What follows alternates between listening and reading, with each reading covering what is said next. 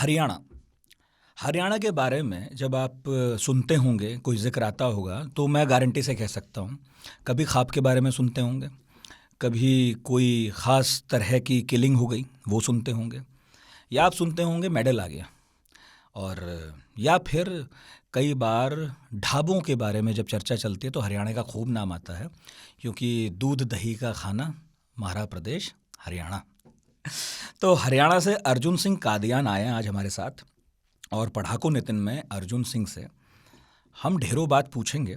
और ये जो मैंने अभी हरियाणा का इंट्रोडक्शन दिया उसे तोड़ेंगे, क्योंकि कोई प्रदेश केवल इतना ही नहीं होता है, केवल उन खबरों की वजह से नहीं होता है जो हम तक और आप तक पहुंचती हैं। तो उन खबरों के परे भी बहुत कुछ होता है। अब पहला सवाल कि अर्जुन सिंह जी हैं कौन, तो उनकी एक किताब है और किताब का नाम है लैंड ऑफ द गॉड्स या लैंड ऑफ गॉड्स, क्या land of the gods, land of the gods.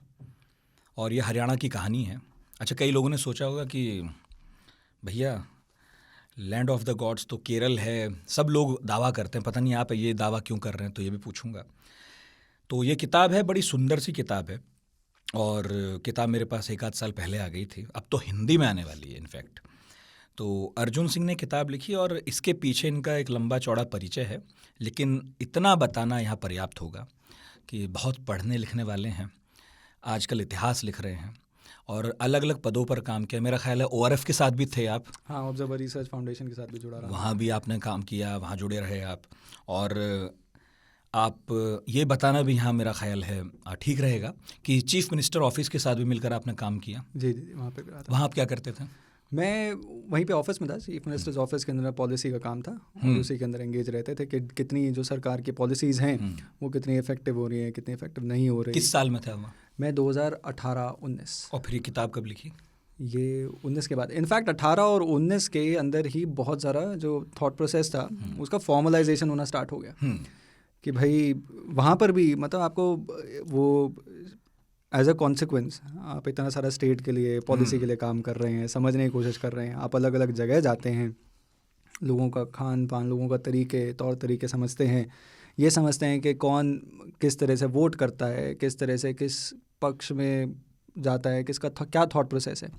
वो सबको एक्सप्लोर करते करते ही एक थॉट आ गया था कि किताब पे काम करना चाहिए। और वो इसलिए भी है क्योंकि मुझे याद है कि मैंने उस दौरान मैंने कई लोगों को जो बाहरी प्रदेश से आते हैं, जो किसी ना किसी तरह की एंगेजमेंट के चक्कर में आते हैं, उनको बहुत कुछ हरियाणा के बारे में पता नहीं होता। तो उनको एक ब्रीफर दिया करता था मैं कि अच्छा, भाई ऐसा है, ये बेल्ट हैं, हमारा स्टेट ये है, ये देश वाली है, ये हिड़वाल है, ये GT रोड बेल्ट बोलते हैं, और यहाँ पर इस तरह के लोग होते हैं, यहाँ पर इस तरह की कास्ट की डोमिनेंस है। वो सारे का सारा डिस्कशन हुआ करता था। एंड एज अ कॉन्सिक्वेंस ये थॉट थोड़ा वो परिपक्व होने लगा कि इसके ऊपर काम करना किताब चाहिए, लिखी जानी चाहिए। हाँ। क्योंकि मैं ईमानदारी से बताऊं, अब तो मेरी नौकरी ही है किताब पढ़ना और उस पर बात करना, लेकिन हरियाणा को लेकर ना बहुत किताब है नहीं। एब्सोल्युटली, है ना, पंजाब को लेकर है, बंगाल को लेकर है, हरियाणा को लेकर पता नहीं क्यों किसी ने किताब नहीं लिखी। बहुत कम है। और ज़्यादातर लोग हरियाणा को ऐसे ही जानते हैं कि भाई वो दिल्ली के बगल में है, और कुछ लोग गुड़गांव के ऐसे जानते हैं, और कुछ लोग ऐसे जानते हैं कि पंजाब से कटकर बना था एक, उसका नाम हरियाणा है। ये तो ये और एक मुद्दा आ जाता है कि पंजाब से कट के बना था। देखिए, नहीं, ये बात एकदम सही बोली आपने कि, और वो भी एक कारण था जिस वजह से किताब लिखनी पड़ी मुझे, और मेरे को लगा कि महसूस हुआ कि यार लिखनी पड़ेगी, क्योंकि मैं दिल्ली विश्वविद्यालय में पढ़ा हूँ, हंसराज कॉलेज के अंदर। तो मुझे याद है कि मेरे फर्स्ट ईयर के अंदर ही ये एक एक्सपीरियंस हुआ था जिसके अंदर मुझे महसूस हुआ कि आप जब अपने आप को किसी एक स्टेट का, एक रीजन का बताते हैं दूसरे लोग, और मेरे ख्याल से हर एक इस देश के अंदर हर एक प्रांत के अलग अलग कुछ धारणाएं, कुछ स्टीरियोटाइप्स भी एस्टैब्लिश्ड होती हैं। तो हरियाणा के भी पेक्यूलरली आप दिल्ली आओगे तो एक एस्टैब्लिश फील हुई। आपने बताया होगा मैं हरियाणा से हूँ तो पहले तो भाई तू होगा जाट, दूसरा तेरे पास जरूर होगी स्कॉर्पियो, किधर है दिखा। सो ये जमीन बेच के तुमने पैसा कमा लिया होगा। ये तो इनफैक्ट 10-11 साल पहले तो इतना, मतलब 12-13 साल पहले इतना नहीं था, बट ये रीसेंट तो बहुत ज़्यादा हुआ है। हाँ। और यही थॉट प्रोसेस चल रहा था। एंड जैसे आपने शुरुआत में कहा कि कोई select stereotypes do not define a state और अ रीजन और इट्स पीपल। और हुआ क्या है कि इतना ज़्यादा जो ये स्टीरियोटाइप्स एस्टैब्लिश हो गए ना, उसके अंदर जो उसका हेरिटेज है, जो कल्चर है, वो गायब हो गया।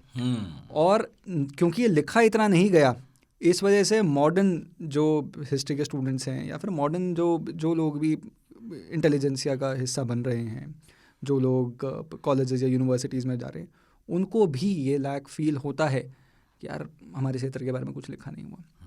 जो आपने बात की कि मतलब जातीय आधार पे ना बोलूं, पर ये बात सच है कि आप जितना भी आप गुड़गांव दिल्ली के अंदर आते हैं, बहुत लोग आज भी, और ये पक्के फुल कॉन्फिडेंस है कि जिसके अंदर वो प्रीफेस में ये बोला जाता है कि भाई I am a student of history, कि एंड देन फिर नेक्स्ट लाइन आती है हरियाणा तो था ही नहीं, हरियाणा तो पंजाब से निकला। मैं बहुत बहुत शुभकामनाएं, आपने पढ़ी है 12वीं क्लास तक। खत्म हो गया 66 के बाद, 1966 में, ठीक हूँ, 66 के अंदर हरियाणा का एक राज्य के तौर पर जन्म हुआ। और जब हम इतिहास पढ़ते हैं और उसमें पढ़ते हैं कि राज्यों का पुनर्गठन हुआ, तब हम अचानक हरियाणा को पाते हैं कि अच्छा कोई एक स्टेट है जो पंजाब नहीं हरियाणा है। लेकिन आपकी किताब आँख खोलती है इस मामले में, जितना मैंने पढ़ा और बाकी आप बताएंगे, कि भैया हरियाणा पहले भी था, कुछ साल के लिए नहीं था, पर वो तो पहले भी था। एक कालखंड था। 1857 की क्रांति जब हुई थी, तब हरियाणा के अंदर जितने भी कई सारी रियासतें थी, जिसका पूरा उल्लेख मैंने एक पुस्तक के अंदर किया है, तो उन रियासतों ने मुगल सम्राट का सपोर्ट किया और अंग्रेज़ी हुकूमत के खिलाफ युद्ध किया। जैसा कि सब जानते हैं, 57 की क्रांति के बाद अंग्रेज़ी सरकार ने अपना चाबुक चलाया, और उसके बाद 1858 के अंदर when the queen took over, बड़े सारे एडमिनिस्ट्रेटिव चेंजेस आए। बिल्कुल। As a consequence of those administrative changes, Haryana का एक अधिकांश इलाका पंजाब के साथ जोड़ दिया, एक नया पंजाब प्रोविंस के अंदर हो गया। ठीक। और जो रियासतें थी उनको तोड़ तोड़ के अलग अलग, या तो अंग्रेज़ी हुकूमत ने ही ले लिया, ब्रिटिश गवर्नमेंट ने अपने, या क्वीन के जो गवर्नमेंट थी उन्होंने अपने अंडर ले लिया, या कुछ हिस्सा 6 स्टेट्स को दे दिया। एंड उसके बाद से ये इस्टेब्लिश होना स्टार्ट हुआ। इस्टेब्लिश भी क्या हुआ, वो तो क्योंकि 1857 के अंदर तो काफ़ी सारी 6 स्टेट्स थी, दे वर सपोर्टिंग द इंग्लिश, तो उनको सपोर्ट करने के चक्कर में एक रिवॉर्ड के तौर पे दिया गया कि अब तुम ये भी चला लो, ये भी चला लो, ये हिस्सा तुम्हारा हो गया, ये ज़मीन तुम्हारी होगी, इस ज़मीन को संभालो। टैक्स हुआ करते उस वक्त, ज़मीन की कीमत आज जैसी नहीं है। आज जैसे हबड़ा तबड़ी मची हुई है ना कि भाई जिसके बाद, तो वो कीमत तो इतनी होती नहीं थी, पर ये ज़रूर था कि सल्तनत थी, बड़ा लैंड था, लैंड पॉकेट से जो भी टैक्स आता रहा वो संभालते थे। तो ये धारणा वहाँ से होनी चालू हुई 1858 से। एंड उसके बाद 1947 है, 90 ईयर्स लेटर, मॉडर्न पंजाब भी जो है उसका खुद एक डिवीज़न हुआ था, एक पाकिस्तान की तरफ चला गया, एक हिंदुस्तान का हिस्सा रह गया। तो भारतवर्ष के अंदर जो पंजाब था उसके अंदर हरियाणा भी बना हुआ था। बट एक इंटरेस्टिंग एंगल आता है कि 1920s के अंदर सिखिज़म, मतलब SGPC गुरुद्वारा प्रबंधक कमेटी का चुनाव, और वो पॉलिटिसाइजेशन स्टार्ट हो गया था। उस पॉलिटिसाइजेशन का रिजल्ट आप देखते हो 25 साल के बाद, जब 1947 के अंदर जब देश आज़ाद होता है, तब सिख और सिख लीडर्स, जो अकाली लीडर्स, ये चाहते हैं कि भाई एक लैंग्वेज और रिलीजन के आधार पर एक सूबा बने जो पंजाबी सूबा है। हाँ। उसके अंदर धर्म होगा सिखिज़म, और जो भाषा वो बोलती जाती होगी वो पंजाबी। उसकी वजह से कॉन्फ्लिक्ट चालू हुआ, क्योंकि वो जो बड़ा रीजन था जिसके अंदर हिमाचल प्रदेश भी था, पंजाब भी था, और हाँ, पंजाब को छोटा मोटा थोड़े था। जम्मू कश्मीर तक पंजाब ही था। और वो पंजाब ऐसा नहीं, वो तो पॉइंट यही है कि जो मॉडर्न कंस्ट्रक्ट्स हैं, जब आज के लिए विद्यार्थी भी पढ़ते हैं, जो भी शोधकर्ता पढ़ते हैं, सभी को ऐसा लगता है ये जो मॉडर्न कंस्ट्रक्ट्स हैं, जो मॉडर्न एडमिनिस्ट्रेटिव डिविजन्स हैं, ऐसा लगता है कि वो पुरातत्व काल से वही थे। ऐसा तो नहीं था अभी। ये वॉट एवर वी सी, मतलब a lot of what we see in India today is a consequence of how the British wanted और how the colonial powers wanted. तो वही डिविजन्स हमने वो कैरी फॉरवर्ड हो रही हैं। तो पंजाब का जो क्षेत्र है, जो पाकिस्तान के अंदर कॉलोनीज़ की जैसे हम बात कर रहे थे कि जो कनाल कॉलोनीज़ गढ़ी गई थी, फिर इंडियन पंजाब के साइड में हिमाचल प्रदेश था, पंजाब था, हरियाणा था, तो उसके अंदर एक टर्मोइल सा स्टार्ट हुआ। एक तो पंजाबी सूबा की डिमांड हुई, but at the same time, and this is another thing, वो जो सो कॉल्ड के भाई I am a student of history, वो ये भी बोलते हैं कि भाई कि सिर्फ और सिर्फ स्ट्रगल पंजाब का था एंड उसका बाई प्रोडक्ट हरियाणा हो गया। अच्छा। ये सरासर गलत बात है। मतलब कहने का मतलब कि भाई तेलंगाना या उत्तरांचल जब जो था, जो उत्तराखंड, उसकी तरह कोई संघर्ष नहीं है हरियाणा के गठन के पीछे, ये लोग सोचते हैं। हाँ। पर पॉइंट ये है कि जब ये पंजाबी सूबा की डिमांड चल रही थी, at the same time a concerted, a consistent, a very strong effort was being made to make Haryana a separate state of Haryana. In fact इसकी जो डिमांड है, इसका जो क्वेश्चन है, उसकी जो आर्ग्यूमेंट है, वो भी पार्टीशन से पहले चालू हो गई थी। अच्छा। क्योंकि अम्बाला डिवीज़न जो बोलते हैं, जो पंजाबी सूबा बना था आज़ादी के बाद, उसके अंदर एक अम्बाला डिवीज़न जो हुआ, वो आपको पता essentially- अम्बाला के बारे में? बड़ी बात है, बीच में टोक के बता रहा हूँ ऐसे आपको, मैं पैदा हुआ था वहाँ पे। अरे तो मैंने पढ़ाकों के बारे में भी आपको, जब ये शो खत्म होने लगा तो मैं पढ़ाकों के बारे में आपको एक और बात बताऊंगा। ठीक। तो अम्बाला जो डिवीज़न है वो हिंदी स्पीकिंग रीजन ज़्यादा था। बिल्कुल। एंड अम्बाला डिवीज़न के अंदर एक कंसर्टेड एफर्ट चल रहा था कि यहाँ पर जब हिंदी बोली जाती है, एक तरफ है कि भाई काउंटर पावर्स चाह रहे हैं कि हम सेपरेट हों क्योंकि हमें सिख धर्म चाहिए, हाँ, और हमें एक और हम पंजाबी लैंग्वेज बोलते है। हैं। दूसरा है काउंटर स्ट्रगल ये चल रहा था कि हम हिंदी हिंदू बोलते हैं हैं और हम हिंदी बोलते हैं। तो ये चल रहा था, और इसके अंदर एसेंशली जो लोग इसे स्पीयर हेड कर रहे थे वो उस टाइम पे आर्य समाजी थे। अच्छा। टॉप लीडर्स आर्य समाजी। अच्छा। आर्य समाज 80s के अंदर, 1880s के अंदर चालू हो गया था, अच्छा खासा स्प्रेड होना। 1875 में 75 में स्थापित, और 80s के अंदर यू वुड सी कि हरियाणा के अंदर अलग अलग जगह होने लगा। एंड जिस तरह से आजकल राष्ट्रीय स्वयंसेवक संघ के बोलते हैं ना कि हर जगह प्रचारक फैले हुए हैं, एक दौर था जब आर्य समाज के प्रचारक हर जगह हुआ करते थे। बिल्कुल। कि वो भगवा वस्त्र धार के अलग अलग जगह जाया करते थे, गाँव के अंदर जाया करते थे, देहात में जाके लोगों को आर्य समाज की बातों से जोड़ा करते थे, और उसका प्रचार हरियाणा के अंदर बहुत स्कूल आज भी चलते हैं। इनफैक्ट वही जो जिसमें भगत सिंह पढ़े और यशपाल जिन्होंने बाद में उपन्यास लिखे उनके साथ भी थे, सब जो है लाला लाजपत राय वाले आर्य समाज वाले स्कूल कॉलेजेस में पढ़े। Same thread.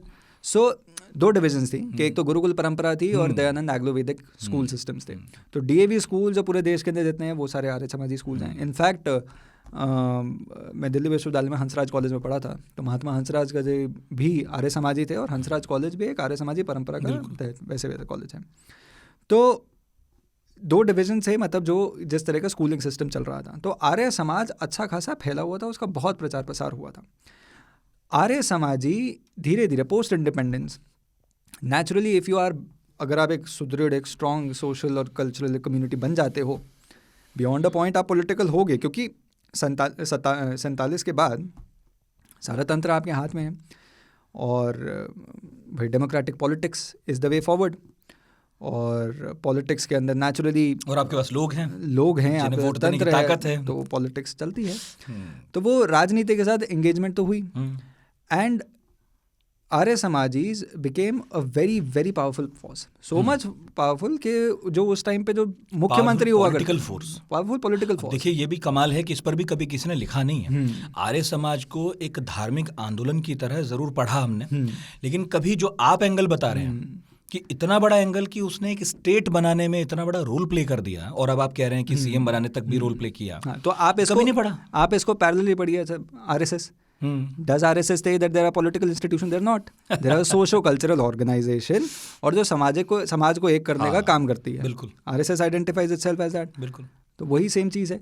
आर्य समाजी भी समाज के लिए वो काम कर रहे थे, परंतु आर्य समाज के कई जो लीडर्स थे वो किसी अलग अलग पॉलिटिकल पार्टीज के साथ इन्वॉल्व थे। तो जैसे कांग्रेस के साथ भी भाई परमानंद थे, लाला लाजपत राय थे, बहुत आर्य समाजी लोग थे, और कांग्रेस के नेता भी थे, गजब हिंदू महासभा के नेता थे। आर्य समाज ने जो लीडरशिप दी है, इनफैक्ट कांग्रेस के अंदर, अगर आप कांग्रेस का लिटरेचर पढ़ते हैं, कांग्रेस आर्काइवल मटेरियल के अंदर अवेलेबल है, बहुत लोग आर्य समाजी हैं, और वो आर्य समाज को ही रिप्रेजेंट करते वक्त वहाँ पर कांग्रेस की सेशंस के अंदर बोलते हैं। सच है। तो ये सारा का सारा, ये वो बोलते हैं ना, it was a crucible Congress at a certain point, it lost direction, और whatever direction it took was post independence. पर पहले तो बहुत लोग ऐसे जुड़ रहे थे, सब छतरी थी। हाँ, सब जुड़े हुए थे। तो आर्य समाज के कई लीडर्स ने, जिसके अंदर प्रोफेसर शेर सिंह आता है, मूलचंद जी आते हैं, बहुत व्यक्ति हैं, जो बाद में मुख्यमंत्री भी बने था, देवीलाल, वो भी उस प्रोसेस के अंदर थोड़े एंगेज थे काफ़ी दौर पे, और धीरे धीरे वो पोलिटिसाइज भी हुआ, तो ही सॉर्ट ऑफ उनका नाम भी बहुत ज़्यादा चर्चा में आने लगा। पर ये बात है कि 47 to 66 एक कंसर्टेड एफर्ट चला था, तो उसमें हिंदी सत्याग्रह भी हुआ था, उसके अंदर हरियाणा स्टेटहुड मूवमेंट भी हुआ था। उससे पहले भी चल रहे थे, जैसे विशाल हरियाणा मूवमेंट एक चालू हुआ था, जो कह रहे थे कि भाई जो वेस्टर्न उत्तर प्रदेश का जो रीजन है और जो दिल्ली वाला क्षेत्र है, वो इकट्ठा एक सोशो कल्चरल बेल्ट बनती है। आप आज भी अगर देखें, जैसे हम एडमिनिस्ट्रेटिव डिविजन्स की बात कर रहे थे कि वो are a product of colonial rule in India, तो एडमिनिस्ट्रेटिव डिविजन्स अगर आज आप सोचें तो राजस्थान का जो नॉर्थवर्ड्स इलाका है, वेस्टर्न यूपी देख लीजिए, दिल्ली कई मायनों में, आज भी दिल्ली कई मायनों में, और हरियाणा, यू वुड फाइंड के there are same socio cultural एक एफिनिटी है। हाँ बिल्कुल। तो मतलब वो कहते हैं ना कि रोहतक की किसी लड़की का चलान नहीं करता दिल्ली में, तो वो कोई कारण से ही बोलते हैं, ऐसे नहीं बोलते। तो वैसी वाली चीज़ें ज़रूर हैं, और वो कल्चरल एफिनिटी आपको आप महसूस कर सकते हैं। बट एडमिनिस्ट्रेटिव डिविजन्स अगर नक्शे पे देखते हैं तो आपको लगता है कि नहीं, ऐसा नहीं है। मतलब वेस्टर्न यूपी के अंदर कोई मतलब किसी से पूछें कि भाई क्या वो अपने आप को हरियाणा से एसोसिएट ज़्यादा करते हैं या पूर्वांचल से एसोसिएट ज़्यादा करते हैं, तो मेरे ख्याल से प्रश्न का जवाब भी आपको पता ही होगा क्या होगा। ठीक बात है। तो वैसी वाली चीज़ें ज़रूर हैं। तो एक कंसर्टेड एफर्ट ज़रूर था और उसका नतीजा था। एंड उसके लिए ना पार्लियामेंट्री डिबेट्स, मतलब there have been consistently people have written and submissions दिए जाते थे जिसके अंदर ये डिस्कशंस होती थी कि भाई फॉर इंस्टेंस जैसे मैंने ना बुक में एक जगह एक टेबल निकाला है, and I think it will help the listeners also to contextualise it. ये पढ़ता है, हाँ, पेज नंबर 181 पे, which is the chapters name है स्क्रिप्टिंग द फ्यूचर। इसके अंदर वो स्ट्रगल है 47 से लेकर 66 का स्टेट का फॉर्मेशन तक का। अब ये जो टेबल है वो बताती है कि फॉर एग्जांपल हम पॉइंट नंबर 2 देखते हैं। उस वक्त जो पंजाब प्रोविंस है, जिसके अंदर हिमाचल भी है, हरियाणा भी है, पंजाब भी है मॉडर्न, उसके अंदर 107 IAS ऑफिसर्स थे। पंजाबी जो रीजन है उसके अंदर 102 थे, और हिंदी रीजन जो हुआ उसके अंदर सिर्फ 5 थे। PCS ऑफिसर्स के अंदर जो एग्जीक्यूटिव के अंदर है 309 थे पूरे स्टेट के अंदर, पूरे रीजन के अंदर, और 289 were from Punjabi region and only 20 from Hindi region. आप लॉ ऑफिसर्स देखिए, 28 थे कुल, 26 पंजाबी रीजन से और 2 हिंदी भाषी से। सो ये आपको कॉन्ट्रास्ट है। Secretaries, deputy secretaries, assistant secretaries to the government, there were total 109 from Punjabi region, there were 105 from Hindi region, there were only 4। So ये ऐसा नहीं था कि पंजाब को, और Akali leaders again and again they formed an argument कि जैसे एक्सप्लॉयटेशन हो रहा है, they are not getting that due. In fact that was not the case, Haryana was not getting that due. तो हरियाणा को तो चाहिए था कि स्टेटहुड मिले, बट भाई चर्चाओं के अंदर हरियाणा का इतिहास कब नहीं आता। सन 66 में हरियाणा अलग बना 1 नवंबर जी।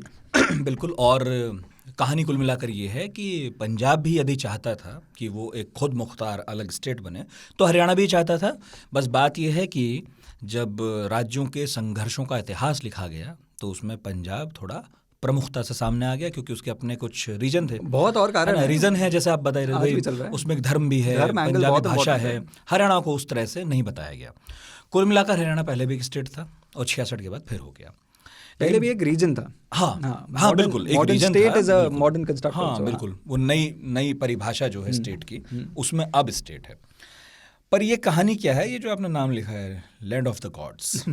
कहानी तो भाई सही कहानी तो ये है कि एक मेरे मेंटर हैं, बहुत ज्ञानी आदमी हैं, उन्होंने कहा, मैंने उन्हें बताया कि सर मैं किताब लिख रहा हूँ, एंड नाम सोचा क्या लिखें, तो वैसे ही डिस्कशन के अंदर जैसे आप और मैं अभी बात कर रहे हैं, जैसे आपका शो चलता है 3 ताल, तो उसी चर्चा के बीच में उन्होंने बोला कि अर्जुन क्यों, मतलब इतना ज़्यादा क्यों सोच रहे हो, लैंड ऑफ द गॉड्स क्यों नहीं? And it clicked right that very second, क्योंकि हरियाणा का जो अगर आप विच्छेद करते हैं, संधि विच्छेद, तो हरि प्लस आयन पड़ता है। अरे नाम कहाँ से आया? हरि प्लस आयन इससे नहीं, हरित क्षेत्र भी हो गया, हरि प्लस आयन भी हो गया, अबोर्ड ऑफ गॉड भी हो गया, अबोर्ड ऑफ हरि भी हो गया। तो बड़ी सारी वो डेफिनेशंस हैं। मैं जो डेफिनेशन पे पूरा विश्वास रखता हूँ वो है हरि प्लस आयन है कि अबोर्ड ऑफ हरि और अबोर्ड ऑफ गॉड्स। आपने कहीं से ढूंढा, पता चला कि नाम लाया कौन था? ये ज़रूर है कि हरियाणा तो आज से 700-800 साल पहले अभिलेख हैं जो जहाँ पे राष्ट्रपति भवन आज है, जब लटिन्स दिल्ली एस्टैब्लिश कर रहे थे, जो है पहाड़ी से अभिलेख निकला था एक। अच्छा। जिसके अंदर ये लिखा था कि दिल्ली जो सिटी है वो तोमरों ने बसाई है, बिल्कुल तोमर वंश की, और दिल्ली एक बड़े ही पॉपुलर और बड़े प्रॉस्परस स्टेट का एक डिस्ट्रिक्ट है, और उस स्टेट का नाम है हरियाणा। अरे वाह, इतना पुराना नाम है। इतना पुराना नाम है। सो आपको 13th सेंचुरी के अंदर तो ये डॉक्यूमेंटेड है। तो दिल्ली तो हरियाणा का आंगन था बस। और तोमरों ने दिल्ली बसाई थी तो 7th-8th सेंचुरी के पास। तो आप उसको रिलेट कर सकते हो। तो दिल्ली के अंदर वो आप कल्चरल एफिनिटी देखते हो, जो आप मॉडर्न ये जीके देखते हो, साउथ एक्स देखते हो, वो किसने इस्टेब्लिश करवाया था? वो डीएलएफ का दिया हुआ है। डीएलएफ के उधर कौन थे? वो केपी सिंह थे, रोहतक वाले थे, ठीक। तो रोहतक वालों ने जब दिल्ली इस्टेब्लिश की, now think about in terms of modern constructs में ना सोचे, बट आज से अगर 70-80 साल पहले, 100 साल पहले कोई व्यक्ति अगर रोहतक से दिल्ली आकर दिल्ली में बिजनेस करने का सोच रहा है, उसके दिमाग में ये नहीं है that he is going to a separate state. उसको लग रहा है कि अरे वो भी गांव है, अपना ही इलाका, दूसरे हिस्से में है हम, और चलो भाई इधर बनाते हैं, वहाँ पे बनाते हैं, वहाँ पे अपॉर्चुनिटी मिल रही है, वहाँ शहर बस रहा है, लोग बहुत आ रहे हैं, बहुत सारे विस्थापित जो लोग थे, माइग्रेंट पॉपुलेशन थी, उसको रहने की जगह चाहिए थी, तो एज अ कॉन्सिक्वेंस वहाँ पे अपॉर्चुनिटी मिल रही है, तो बिजनेस कर रहे हैं वहाँ पे। तो उसके अंदर कोई ये इस तरह का नहीं था कि बस दिल्ली और स्टेट। इंटरेस्टिंग है। तो हरियाणा का तो हरि प्लस आयन विच्छेद करते हैं, तो abode of Hari, abode of gods, ठीक है।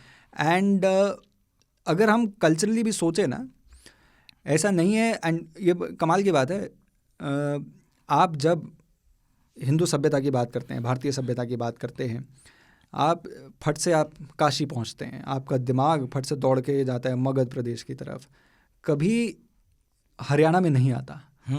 ये मैं नहीं बोल रहा है, मैंने बहुत लोगों को जिनको इंटरव्यू किया उनसे बात बता रहा हूँ, एंड वो गलत बहुत एंगल से है भाई।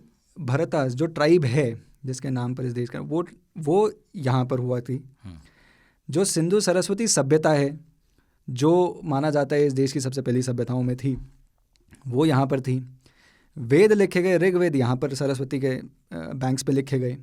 और जो सबसे बड़ा और पुराना युद्ध माना जाता है, सबसे पुराना तो नहीं बट हमारी सिविलाइजेशनल हिस्ट्री के अंदर महाभारत बोली जाती है, वो यहाँ पर लड़ी गई।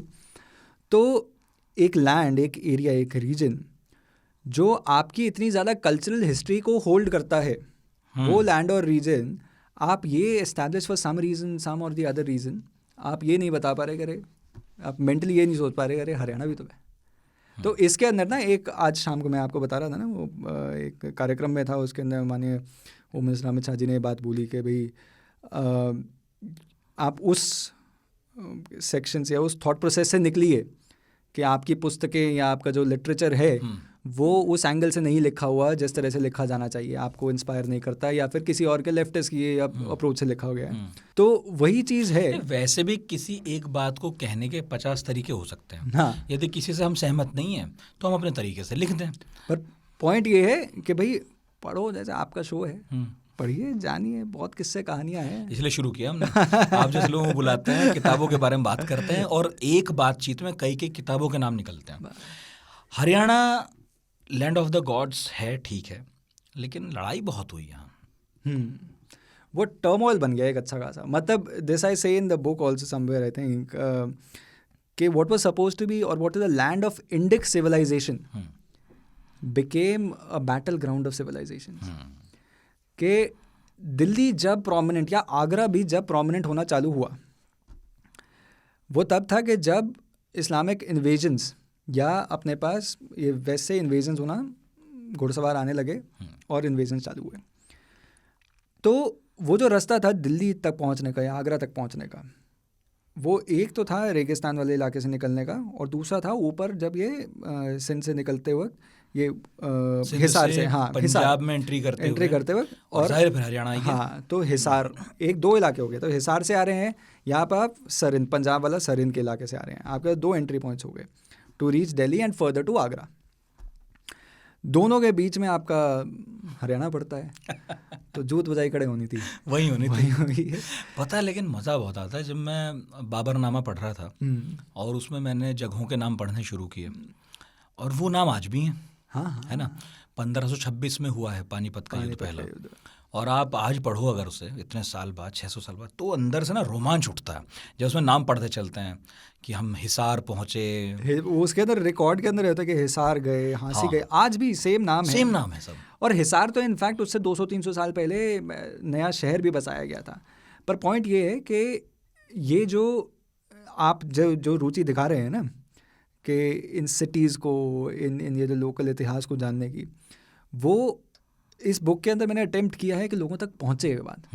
क्योंकि ये जो लोकल हिस्ट्रीज़ है ना, ये बड़े ग्रैंडर थियोरीज और ग्रैंडर कहानियों के बीच है ना मिस हो जाती है। हाँ। अब ये हिसार, मैं बताऊँ, हिसार, हाँसी, रोहतक, शाहबाद हो गया, करनाल हो गया, कुंजपुरा हो गया, पानीपत, सोनीपत, खरखौदा, सब जगह कोई ना कोई युद्ध हुए हैं सही में।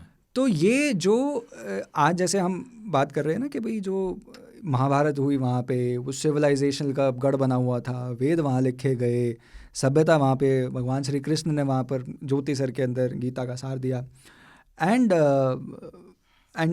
वो रीजन एक एरिया बन जाता है जहाँ पे सिर्फ झगड़े हो रहे हैं, जो बैटल ग्राउंड बन गया है।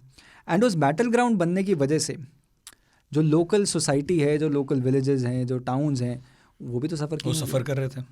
एंड उस वजह से एक ये रीजन हमेशा एक फ्लक्स में रहा। तो जो साम्राज्य हम कहते हैं ना, मगध के अंदर एक बड़ा साम्राज्य बना, मराठों ने बड़ा साम्राज्य बनाया, वो साम्राज्य बनने का स्पेस ही नहीं मिला ना यहाँ पर। ये तो युद्ध भूमि बनती रह गई। यहाँ तो दूर दूर से लोग आ रहे हैं लड़ने आ रहे हैं। मराठा भी यहीं आके लड़ रहे थे, अब्दाली आके लड़ रहा है। तो दिल्ली को अगर प्रोटेक्ट करना था तो राजा को निकल के अपना घर मतलब शहर छोड़ के आगे जाना, हरियाणा तक पहुंचता था, हरियाणा में पहुंचते थे, हरियाणा में मुलाकात हो जाती थी, वहाँ पे लड़ते थे, बढ़िया कहते हवन करेंगे। बाप रे। सो ये एक रीज़न रहा है। और दूसरा ये होता है कि पहले ऐसा थोड़ी होता था कि भाई आपको बहुत सारे इंफ्रास्ट्रक्चर हर जगह मिल जाए।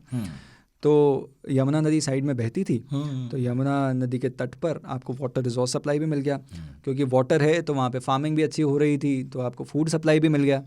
और वहाँ पर क्योंकि वाटर है, फूड है, तो गांव भी बसे हुए थे, तो बसावट की वजह से आपको बाकी सारे रिसोर्सेज भी मिल गए। So when the battle came around, तो आपके पास बेसिक इंफ्रास्ट्रक्चर वहाँ पे अवेलेबल है। फ्लैट लैंड था, युद्ध लड़ना है तो यहाँ की सेना तो पड़ाव डालने के हिसाब से बड़ा मुफीद था। हाँ, तो वो वहाँ पर अपने कैंप्स बनाते थे। और वो जैसे मूवीज़ के अंदर दिखाते हैं ना कि वो इस कैंप से देख रहे हैं, दूर झंडा दिख रहा है दूसरा, तो वो सारी चीज़ें होती थी। इनफैक्ट वो डॉक्यूमेंटेशन के अंदर दिखाया कि भाई दूर से उनका झंडा दिख रहा था, हम यहाँ से गए, हम आगे। इनफैक्ट हेमू का युद्ध देख लीजिए आप, वो जो अकबर, उसके अंदर अच्छा देखा, नादिर शाह ने बहुत अच्छा हरियाणा में हुआ था हेमू वाला। हाँ, 1526, 1556, दूसरा फिर 1761 तीसरा। तो करनाल के अंदर युद्ध हुए। नादिर शाह का जो अटैक था, तो नादिर शाह के जो रिकॉर्ड्स हैं, 3-4 बढ़िया किताबें हैं जिनको मैंने रेफरेंस किया, उसके अंदर नादिर शाह के रिकॉर्ड्स के अंदर बड़े अच्छे से डॉक्यूमेंटेड है कि कैसे कैसे एक एक चीज़ हुई थी। सो आपको वो इनफैक्ट अभी क्विकली ओपनिंग ना, वो मैप जो है, वो मैप आज से 250 साल, लगभग 250 साल पुराना मैप है वो। तो वो आप, और उसके अंदर सेम नाम आप देखते हैं, जो आज नाम बोला जाता है सेम नाम वहाँ पे बोला जाता है, सब नाम सेम लिखे हुए हैं। तो इनफैक्ट एक कैरेक्टर के बारे में मैंने किताब के अंदर, जॉर्ज थॉमस के बारे में, तो वो भी कमाल, वो कहते हैं ना लोग चीते आदमी थे वो भी। मतलब आयरलैंड से आए, Irish man came to southern India and at a certain point he became so powerful और लोकली सो पॉपुलर कि उन्होंने अपना एक स्मॉल किंगडम बना लिया, अपनी एक प्रिंसिपैलिटी बना ली। उन्होंने 1.5-2 साल उसको अच्छा चलाया है। फिर उसके साथ झगड़ा वगड़ा हुआ, तो वो भी बड़ा अच्छा किस्सा है। तो ऐसे किस्से बहुत है। ये गुड़गांव डेप्यूटी कमिश्नर का जो घर है, या फिर घर के स्टेट के अंदर एक प्रॉपर्टी जो है, वो बेगम सुमरू की हुआ करती थी। हाँ। तो बेगम सुमरू आपके यहाँ, आपके सरधना तो वही बेगम सुमरू का जिक्र भी हाल में परवेज़ आलम के साथ हमने एक पॉडकास्ट किया था, जिसमें हम इंग्लैंड की बात कर रहे थे कि लंदन का पराभव होने वाला है क्या, तो उसमें बेगम सुमरू का जिक्र आया। और संयोग है कि मेरठ में हमारा घर बेगम सुमरू की रियासत में ही है, रियासत में और हरियाणा तक था उनका मामला। इनफैक्ट ऐसे कैरेक्टर हुए हिस्ट्री के, जॉर्ज थॉमस और बेगम सुमरू, वो क्या कहते हैं, वो he was serving in her army, and उन्होंने उनको चार्ज दिया था सहारनपुर तक का भी। तो सहारनपुर में युद्ध लड़ो, करनाल में युद्ध लड़ो, और वो ऐसे एक्सप्लोर करते हुए नारनौल, मेवात, सब जगह गए, and ultimately established in Hansi के पास। इनफैक्ट बागपुर गांव है जहाँ से मैं आता हूँ, तो बागपुर के पास एक और गांव है झासगढ़। वो झासगढ़ एक्चुअली जॉर्जगढ़ है, तो जॉर्ज का वो नाम बदल के झासगढ़ बन गया। इनफैक्ट वहाँ पे जो टीला भी है, आज तो कुछ नहीं बचा उसका, बट वो टीला जो है वो पॉपुलर है इसी वजह से, झासगढ़। अच्छा, एक और बात है कि जैसे हिस्टोरिकल प्लेसेस देखने का मन है बड़ा किसी का, तो लोग दिल्ली का रुख करते हैं, मुंबई का भी करते हैं, और आगरा भी जाते हैं। मुझे लगता है हरियाणा में देखने की बहुत चीज़ें हैं। आप देखिए, बाबर ने पहली मस्जिद अयोध्या में नहीं बनाई। बहुत बढ़िया, बहुत बढ़िया। ये तो क्यों था कि डिस्कशन में आया जाए। तो बड़ी बढ़िया चीज़ है ना। देखिए आप के सेम चीज़ जो हम बात करते हैं ना किसी से और किसी शहर का नाम लेते हैं, किसी जगह का नाम लेते हैं, किसी हिस्टोरिकल कैरेक्टर का नाम लेते हैं, आपके दिमाग में ऑटोमेटिकली एक पिक्चराइजेशन होती है कि आपको उसको किस खाके में कहाँ पर प्लेस करना है। तो बाबर मस्जिद का, अगर बाबर और मस्जिद का नाम लेते हैं तो आपको बाबरी मस्जिद एक ही याद आती है। वो दूसरा उसके काम मीडिया का भी उसके ना सब किसी का रोल है। बट बाबर ने जो पहला युद्ध लड़ा था जिसके बाद उसकी सल्तनत शुरू हुई यहाँ पर हिंदुस्तान में, वो पानीपत में लड़ा था 1526 में। अब उस युद्ध में लोदियों के खिलाफ युद्ध था। वो युद्ध जीतने के बाद उन्होंने, और लोदी की जो कब्र है वो पानीपत में ही है, और युद्ध जीतने के बाद उन्होंने पहली जो मस्जिद की इस्टेब्लिशमेंट वो पानीपत में की थी। और बड़ा डिटेल्ड रिकॉर्ड है कि लाहौरी ब्रिक्स थी, इतने इतने डायमेंशन की ब्रिक्स थी, वो लगाएगी। तो ये है ज़रूर। और आप यहाँ से थोड़ी, आप शाहबाद जैसे हो गया, शाहबाद का नाम कैसे पड़ा?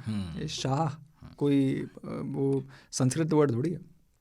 वो देख लीजिए आप, कुंजपुरा के अंदर बड़ी हिस्ट्री आती है, आप खरखौदा के अंदर बड़ी अच्छी हिस्ट्री आती है, 57 की क्रांति की बहुत हिस्ट्री है। आप राव तुलाराम मार्ग, जो भी व्यक्ति दिल्ली से नोएडा से अगर एयरपोर्ट जाता है, आपके यहाँ पता नहीं जेवर वाला एयरपोर्ट आए जल्दी, बट ये ज़रूर है कि यहाँ से अगर किसी को विलायत या देश में कहीं पर भी जाना है, दिल्ली एयरपोर्ट जाते हैं आप।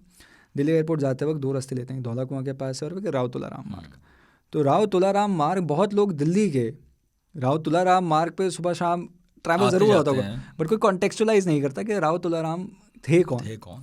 और राव तुलाराम ने 1857 की क्रांति में, जब देश के अंदर बाकी जगह बैठ रही थी शांत, वो अंग्रेज़ काउंटर कर लिए थे काफ़ी कुछ, राव तुलाराम ने जगाए रखी थी बगावत की आग। एंड राव तुलाराम फिर उसके बाद ही अल्टीमेटली डाइड, आई बिलीव, इन अफगानिस्तान। तो उन्होंने एक अच्छा स्ट्रगल है, और उसके बैटल्स के बारे में repeated attempts to subdue him had failed. फिर बैटल ऑफ नसीबपुर हुआ था, जो मॉडर्न नारनौल शहर है उसके आउटस्कर्ट्स में एक गांव है नसीबपुर, वहाँ पर एक युद्ध हुआ था। उस युद्ध के बाद ये माहौल बना के मतलब Rao Tularam had to go. But Rao Tularam is an amazing character in Indian history, जो और लोगों को पता होना चाहिए जिनके बारे में। पर वो कहानी है, पंडित नहीं, उद्मी राम पढ़ते हैं। तो उद्मी राम वो सर्वखाप पंचायत के लीडर थे, और उन्होंने एक रिबेलियन के वक्त उन्होंने पूरा एकदम जंगी अच्छे से युद्ध लड़ा। और युद्ध ऐसा क्या लड़ा, उनको जो पनिशमेंट दी गई थी, एंड आफ्टर ही एंश्योर्ड कि भाई अंग्रेज़ों को जहाँ पे भी अटैक हो रहा है तो किसी महिला या बच्चे पर किसी भी तरह का कोई अटैक ना हो, या उनको प्रोटेक्ट किया जाए। नेचुरली मतलब ये सोच लिया होता है उस आदमी। बट जैसे ही उनको पनिश करने का वो आया, तो उनको वस्त्र करके वो पेड़ पर कीलों से टांग दिया गया, and he was left to bleed out. And भूखे, मतलब all atrocities that you can think of. और सोनीपत के अंदर आज वो पत्थर भी पड़ा है, जो उनके जो सपोर्टर्स है, जो उनके गुट के जो लोग थे, उनके ऊपर पत्थर, एक बड़ा बोल्डर लिया, जैसे हम आज रोड रोलर बोलते हैं ना, उतना बड़ा एक पत्थर लिया, वो पत्थर चलाया गया था उन पर, तो वो क्रश किया गया था ऐसा। सो ये वो all the so called nobility of the English empire, वो was very well on display. So इस तरह की बहुत किस्से कहानियाँ हैं। एंड हरियाणा के अंदर बहुत सारी ऐसी जगहें हैं, you will see immense history in the region. बताइए ना कुछ जगहों के नाम, मैं जाऊँगा अगली बार देखने। नारनौल जाइए, नारनौल के अंदर क्या आपको देखा पता जाए है, नारनौल के अंदर एक तो रानी का तालाब है। नारनौल के अंदर मैं तो चाहूँगा आप नसीबपुर के एक बार धरती पर ज़रूर जाएँ। वो गांव है, वहाँ पे बड़ी मॉडर्नाइजेशन तो अब आप देखोगे ही। नारनौल शहर के अंदर बड़े मुगल टाइम के आर्किटेक्चर्स अवेलेबल हैं। झज्जर के अंदर जाइए, बहादुरगढ़ के अंदर बल्लभगढ़ जाइए, राजा नाहर सिंह का महल है वहाँ पे। फिर आप रोहतक के अंदर एंशिएंट कोर्ट से, करनाल देखिए ना आप, करनाल के अंदर बड़ी इंटरेस्टिंग कहानी है कि लोग कहते हैं, अब यहाँ पे वो मेरठ वाला युद्ध शुरू होगा कि भाई 57 की क्रांति शुरू कहाँ हुई, आप कहेंगे कि भाई मेरठ में शुरू हुई थी। बट इंग्लिश हिस्टोरियंस भी बोलते हैं, और एक हिस्टोरियन हैं प्रोफेसर के.सी. यादव जी, उन्होंने वेल डॉक्यूमेंटेड रिसर्च से बताया कि जो अम्बाला में कंटोनमेंट थी, अम्बाला के कंटोनमेंट में 9 घंटे पहले क्रांति शुरू हो गई थी। आप अम्बाला में जन्म हुआ है आपका, तो चलो मेरा तो ठीक है, आपके लिए कॉन्सोलेशन हो गया। मेरठ में हुआ अम्बाला में सब अपने हैं। सब अपने हैं। तो ये वाला आपको यू वुड सी कि अम्बाला में हुई थी। एंड करनाल के पास ना general एंसन over, commander in chief of the British forces और द इंग्लिश फोर्सेज, वो जनरल एंसन का युद्ध शुरू होते ही वहाँ पे अब कॉन्ट्रेरी बात है, एक कुछ मतलब मेजॉरिटी सेक्शन ऑफ हिस्टोरियन से कि उनको कोई बीमारी हो गई थी, कॉलरा या फीवर या कुछ बीमारी हुई, जिस वजह से he lost his life and he was buried in Karnal near a church in a cemetery. But many people जो लोकल हिस्टोरियंस हैं टेंड टू बिलीव एंड से ऑल्सो कि ऐसा नहीं था कि भाई उनकी फीवर से इतने पीक ऑफ द उसके, क्योंकि वो शिमला थे जब क्रांति शुरू हुई थी.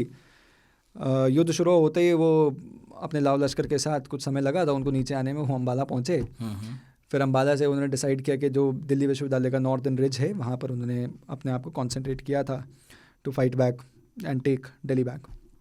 तो काफ़ी लोग ये बोलते हैं कि उनका जो डेथ थी was not a consequence of a disease, but local rebellions के अंदर ये लोकल कोई रिबेलियन हुआ होगा, कोई युद्ध हुआ होगा, कोई बैटल हुई थी जिसके नतीजन उनकी मृत्यु हुई. और उनको अपने आप को वो फेस सेविंग के लिए ये बात बोली गई कि जी बीमारी से मर गए. हाँ, तो ये भी एक कॉन्फ्लिक्ट चलता है. बट ये सच है कि भाई the commander in chief of the British army वो करनाल में मरे थे जी. तो बड़े सारे ऐसे किस्से हैं. तो ये लड़ाई भी आपके हिस्से ले लीजिए वो तो ठीक है. बट मैंने जैसे शुरुआत में बताया ना कि हरियाणा ने बहुत एक कंसर्टेड एफर्ट था, और इसी एफर्ट का नतीजा है कि आप महेंद्रगढ़ जैसे, नारनौल जैसे मैंने बताया, Narnaul is the district headquarter of a district called Mahendragarh. Mahendragarh का नाम ओरिजिनली महेंद्रगढ़ थोड़ी था. वो महेंद्र सिंह वॉज रिलेटेड और was from the ruling family of Patiala. अच्छा, क्योंकि उनको वो रियासत दी गई थी जो पहले कन्नौज थी बोला जाता है. कैप्टन अमरिंदर सिंह वाले हैं. हाँ जी वही. तो उनको दिया गया, तो उसके बाद नाम उसका महेंद्रगढ़ पड़ गया. तब पड़ा. हाँ. तो आप कुछ रियासतों की बात कह रहे थे जी, जैसे पटौदी भी रही उसमें. पटौदी भी. अब मैं आपसे बात करूं पटौदी, आपका ध्यान शायद या बहुत लोगों का ध्यान शायद बॉलीवुड में जाए सीधा. पर पटौदी जो रियासत है वो गुड़गांव के पास की है. And in fact for longest time एक स्ट्रगल रहा था टू टेक बैक वो जो एंसेस्ट्री या फिर उसका वो. In fact I saw Saif Ali Khan का कोई वीडियो वगैरह था जिसके अंदर या कोई आर्टिकल था जिसमें वो बात कर रहे थे कि कैसे उन्होंने वो वापस लिया पटौदी का. उसके अंदर शायद डेट था या कोई ऐसी बात हुई. अच्छा. बट पटौदीज़ का पूरा एक मतलब हिस्ट्री है, और बड़ी दिलचस्प हिस्ट्री है इनके परिवार की. और सिर्फ पटौदीज़ का नहीं, मैं बताता हूँ कि एक दुरू मियाँ होते हैं वो जो राजस्थान से चुनाव लड़ते हैं. हाँ. वो कांग्रेस के हैं और राजस्थान से चुनाव लड़ते हैं, और उनकी जो परिवार है वो लोहारू स्टेट से आता है. लोहारू पड़ता है भिवानी के पास. और सिमिलरली आप इनका बात करते हैं ना, ये आपके लफ्ज़ों से पता चला कि आप उर्दू के शौकीन हैं. तो मिर्ज़ा गालिब हो गए, दाग दहलवी हो गए, ये सारे हरियाणा से बहुत इनके प्रगाढ़ संबंध रहे. उन्हीं रियासतों से जुड़े रहते हैं. मिर्ज़ा साहब का कैसे बना कनेक्शन? मिर्ज़ा साहब का कनेक्शन कैसे बना, डॉट्स कनेक्ट करने के लिए मेरे को एक बार आपको रन थ्रू कराना पड़ेगा इसके अंदर. बट वो जिस फैमिली में मैरिड थे वो फैमिली हरियाणवी थी. ससुराल था उनका. ससुराल. बढ़िया. और वैसे ये दाग दहलवी हो गए. दाग दहलवी मेरे ख्याल से अगर इफ आई एम राइट शायद लोहारू परिवार के ही वो वंशज ही थे. उन्हें भी तो रख लो आप अपने साथ, वो पाकिस्तान के पहले प्रधानमंत्री लियाकत अली खान साहब. वाह वाह वाह. सो मतलब ये बड़े इंटरेस्टिंग है कि मुझे बड़ा इंटरेस्टिंग लगा जानना कि जब मैं रिसर्च कर रहा था मैं अच्छा मतलब क्योंकि वही सेम क्वेश्चन सेम कॉन्टेक्स्ट कि आप सोचते हो कि भाई आज मॉडर्न डिविजन हैं, हरियाणा है, हरियाणा के अंदर काफ़ी एक अधिकांश पॉपुलेशन हिंदू है. आप सोचते ही नहीं कि शायद यहाँ पर रांगड़ रहे होंगे या शायद यहाँ पे मुसलमान या मुस्लिम से रहे होंगे. एंड उस वक्त आप फाइंड आउट करते हैं कि जो पाकिस्तान के पहले प्रधानमंत्री जो थे वो करनाल से चुनाव लड़ते थे. तो ये हमारे पड़ोसी थे मुजफ्फरनगर. लेकिन अभी जो है आम पब्लिक जो सोचती है मतलब जो बहुत दूर है, हम तो फिर भी पास हैं, कि भाई वहाँ तो सब जाट हैं. जाटों का हरियाणा में ये प्रभुत्व कैसे बना, कब आए, कहाँ से आए, और यहाँ उनका रोल क्या रहा है? सो जाट्स तो जाट्स का इतिहास जैसे जिस तरह से राजपूतों का इतिहास बोलते हैं कि एनल्स ऑफ राजपूताना या annals of Indian history James Tod की जो लिखी है किताब. सो अगर जेम्स टॉड की किताब अगर राजपूत के बारे में राजपूतों पर ही नाम वही है उसका. उसको वो इस्टेब्लिश करती है। तो सिमिलर लेवल का एक किताब अगर लिखी गई है जाट इतिहास को समझने के लिए, वो है किसी कानूंगो की। अच्छा। तो कानूंगो साहब ने अलग अलग थ्योरीज भी एक्सप्लोर की हैं कि जाट्स कहाँ से आए थे। तो वन से इसके इंडो-सिथियन ट्राइब थी जो यहाँ पर आए थे around 3000 years ago, 2500 years ago, and there happened to be intermixing. जैसे बहुत सारे लोग आपको सुनने लग गए इस वक्त स्टूडियो में। यहाँ भी जाटो बहुसंख्यक हैं। हाँ, फिर एक तो ये पॉसिबल एक and a very strong reason also. And उसके पीछे रीज़न बनाने के पीछे जो एट्रीब्यूट्स उन्होंने दिए थे वो ना फीचर्स के एट्रीब्यूट्स दिए थे कि कद काठी देखिए, आंखों का रंग देखिए, नाक देखिए, उस तरह से एट्रीब्यूट्स के बेसिस पे उन्होंने इस्टेब्लिश किया था। बट बाकी बड़े सारे और रीज़न हैं। बट और जाट्स ट्राइबल और क्लैनल सिस्टम पे चलते, और ऐसा नहीं था कि भाई, ऐसा नहीं है कि भाई जाट्स इस्लाम फॉलो नहीं करते। बहुत कन्वर्जन हुए तो मूले जाट कहते हैं उन्हें। और ऐसा नहीं है कि भाई हिंदू और मुसलमान भी इधर है, सिख जाट्स ऑल्सो जो अपने आप को जट बोलते हैं, जट सिख। तो ये और राजपूत जो गए, रांगड़ सो बड़ा एक ऐसे एक इंटरमिक्स है, और वो ये इस रीजन के अंदर कॉन्सेंट्रेटेड थे। इनफैक्ट राजस्थान के अंदर, नॉर्दर्न राजस्थान जाटगढ़ हैं बहुत सारे। इनफैक्ट महाराज सूरजमल जो हम बात करते हैं, who's so to say Plato of amongst अरे भाई साहब, बहुत लोगों को बात नहीं पता, मैं ऐसे टोक के बोल रहा हूँ क्योंकि वो प्रसंग जब भी मैं पढ़ता हूँ ना, मैं एकदम रोमांचित हो जाता हूँ। इनफैक्ट आपकी किताब में भी आया वो।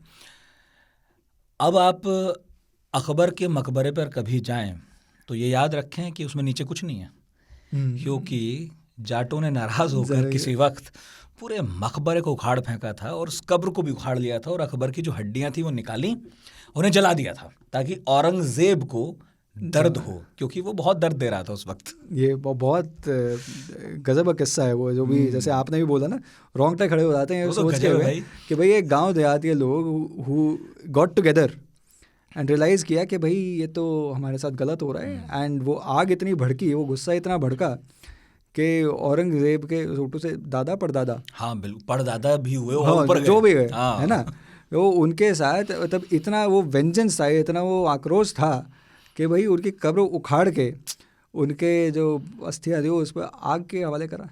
ठीक, सो एक बड़ा ही वो हो जाता है ना कि भाई ऐसा प्रसंग कि ऐसा भी इतिहास रहा है। तो कॉन्फ्लिक्ट रिडन तो था वो पूरा, वो समय जो था, वो दौर था। जैसे वो 1671 के अंदर ही हुआ था ना, वो लाचित बोरफुकन वाला भी वो हुआ था, बैटल ऑफ सरायघाट। बिल्कुल, औरंगजेब का समय। हाँ, उसी दौर में हुआ था ये सब कुछ। तो बड़े सारे ऐसे चल रहे थे।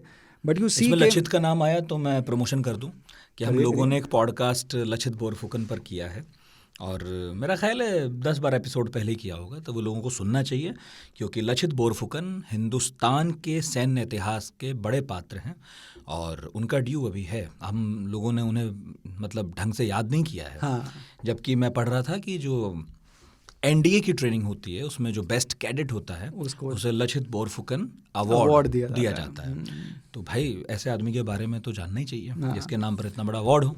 ये तो नहीं बोलना ना कि ये सारा क्यों पहले से प्लान था। ठीक है, जो भी है पॉडकास्ट हमने बना रखा है, वो सुनना चाहिए। सर नहीं, इनफैक्ट आज उनकी जब हम रिकॉर्ड कर रहे हैं 400th बर्थ एनिवर्सरी है, एंड बहुत कमाल के व्यक्ति रहे हैं, one of the best commanders in Indian history. And जैसे कि बहुत लोग कहते हैं कि उनके इतिहास के बारे में, जिस तरह से मैं हरियाणा के इतिहास की बात भी कर रहा हूँ, बहुत सारे हमारे इतिहास के ऐसे ऐसे पात्र हैं, ऐसे गजब पात्र हैं जिसके बारे में देश के अलग अलग लोगों को पता होना चाहिए। जैसे मेरे को लगता है कि जब ये विजयनगर एम्पायर की बात होनी चालू हुई थी, वो I think was the first instance के लोग या हिस्ट्री बुक्स या लिटरेचर अब was moving beyond the Mughal dynasty, कि उसी के अंदर इतना ऑब्सेस हो गए थे कि ये जानना कि भाई अहोम किंगडम क्या था, या विजयनगर एम्पायर क्या था, या हरियाणा वालों ने क्या किया, या अलग अलग जगह क्या रिबेलियंस चालू हो रहे थे, क्या वॉर्स हो रही थी, या धर्म के लिए झंडा किन लोगों ने उठा रखा था। भाई आप एक एंगल ये भी है, और बड़ा प्रोमिनेंट एंगल है, एंड मैं बड़ी संजीदगी के साथ इसको बोलूँगा कि जब जाटों ने ये किया, अकबर की कब्र को खोदा, क्या उसके अंदर धर्म का एंगल नहीं था? तो ये भाई हम आज इन अ सेक्युलर नेशन हम ये सोचते हैं कि भाई हम बोले ना, और उसको बोलने में भी एक हिचक सी आती है, पर वो हिचक क्या, it is a historical fact. नहीं and when you explore it further, बिल्कुल मेरे ख्याल से इस बात को बड़े हमें घमंड से कहना चाहिए कि हम धर्म के तौर पर भले ही कॉन्फ्लिक्ट में रहे हों, बावजूद इसके हम एक साझी तहजीब से भी रहे। कहाँ नहीं होता है, होता ही है भाई। औरंगज़ेब से पहले मुग़ल उस एंगल पर बहुत जोर नहीं दे रहे थे, तो नहीं था। अकबर ने तो बाय द वे मतलब कितने बढ़िया ढंग से सब कुछ चलाया। औरंगज़ेब ने जब किया तो फिर औरंगज़ेब के साथ भी हुआ। नहीं, पर पॉइंट ये है कॉन्फ्लिक्ट तो रहा है, धर्म के बेस पे कॉन्फ्लिक्ट बड़ा सॉलिड रहा है। आप शिवाजी कुरुक्षेत्र का एंगल को खत्म नहीं कर सकते कि वो एक हिंदू साम्राज्य या हिंदुवी साम्राज्य को चाहते थे। भगवा था वो एस्टैब्लिश करना चाहते थे। उनके पिताजी मुस्लिम रियासतों में नौकर रहे और वो खुद भी बहुत सारे मुसलमानों को अपने यहाँ रखते रहे, नौकर या कमांडर रखते रहे। और मैंने जब उनका इतिहास पढ़ा तो उन्हें कोई ख़ास ऐसी चिढ़ नहीं थी मुसलमानों से, लेकिन एक एंगल जो धर्म का है सो हमेशा रहा है। वो एंगल हमेशा रहा है, और एंगल को ना वो जो भी इतिहास पढ़ना भी चाह रहे हैं उसको एक पेशेंस की तरह उसको समझना भी चाहिए। एक्चुअली जो आपने कहा ना, मुझे वो याद आ गया शुरू में और यहाँ के जुड़ गया बड़ी खूबसूरती से कि भले ही आप किसी धार्मिक गुट या संप्रदाय या धर्म की शुरुआत इस तरह से सोच कर ना करें कि कभी पॉलिटिक्स में इसका इस्तेमाल होगा, लेकिन जब वो गठन हो जाता है, जब वहाँ लोग जुड़ जाते हैं तो ऑटोमेटिकली वो राजनीति पर असर डालेंगे ही। तो धर्म ने इस तरह का रोल हमेशा प्ले किया। और जैसे ना मैं बुक की रिसर्च करते वक्त एक किस्सा बताता हूँ आपको कि सीताराम गोयल जी ने आई बिलीव सीताराम गोयल जी ने ये 2 किताबें लिखी थी जिसके अंदर डिस्ट्रक्शन ऑफ हिंदू टेम्पल्स की डॉक्यूमेंटेशन की थी उन्होंने। और उसके अंदर उन्होंने गोयल साहब ने सीताराम गोयल जी कही थे। और फिर मीनाक्षी जैन मैम हैं, पद्मा वार्डी हैं, उनसे भी एक बार मंदिरों पर काम है। हाँ, उन्होंने कहा। तो मैं उनसे एक बार चर्चा में था और उन्होंने कहा कि अर्जुन एक बार ना उसको भी देखना ज़रा कि ऐसा क्यों है। आपने क्वेश्चन पूछा ना कि वो वहाँ पे युद्ध क्यों हो रहे थे, बैटल ग्राउंड क्यों बन गया वो सिविलाइजेशंस का है। भाई उसके अंदर एक इंपॉर्टेंट एंगल है कि जब वो बैटल ग्राउंड बना तो वहाँ पर भी हिंदू मंदिर जो है वो ध्वस्त किए गए थे।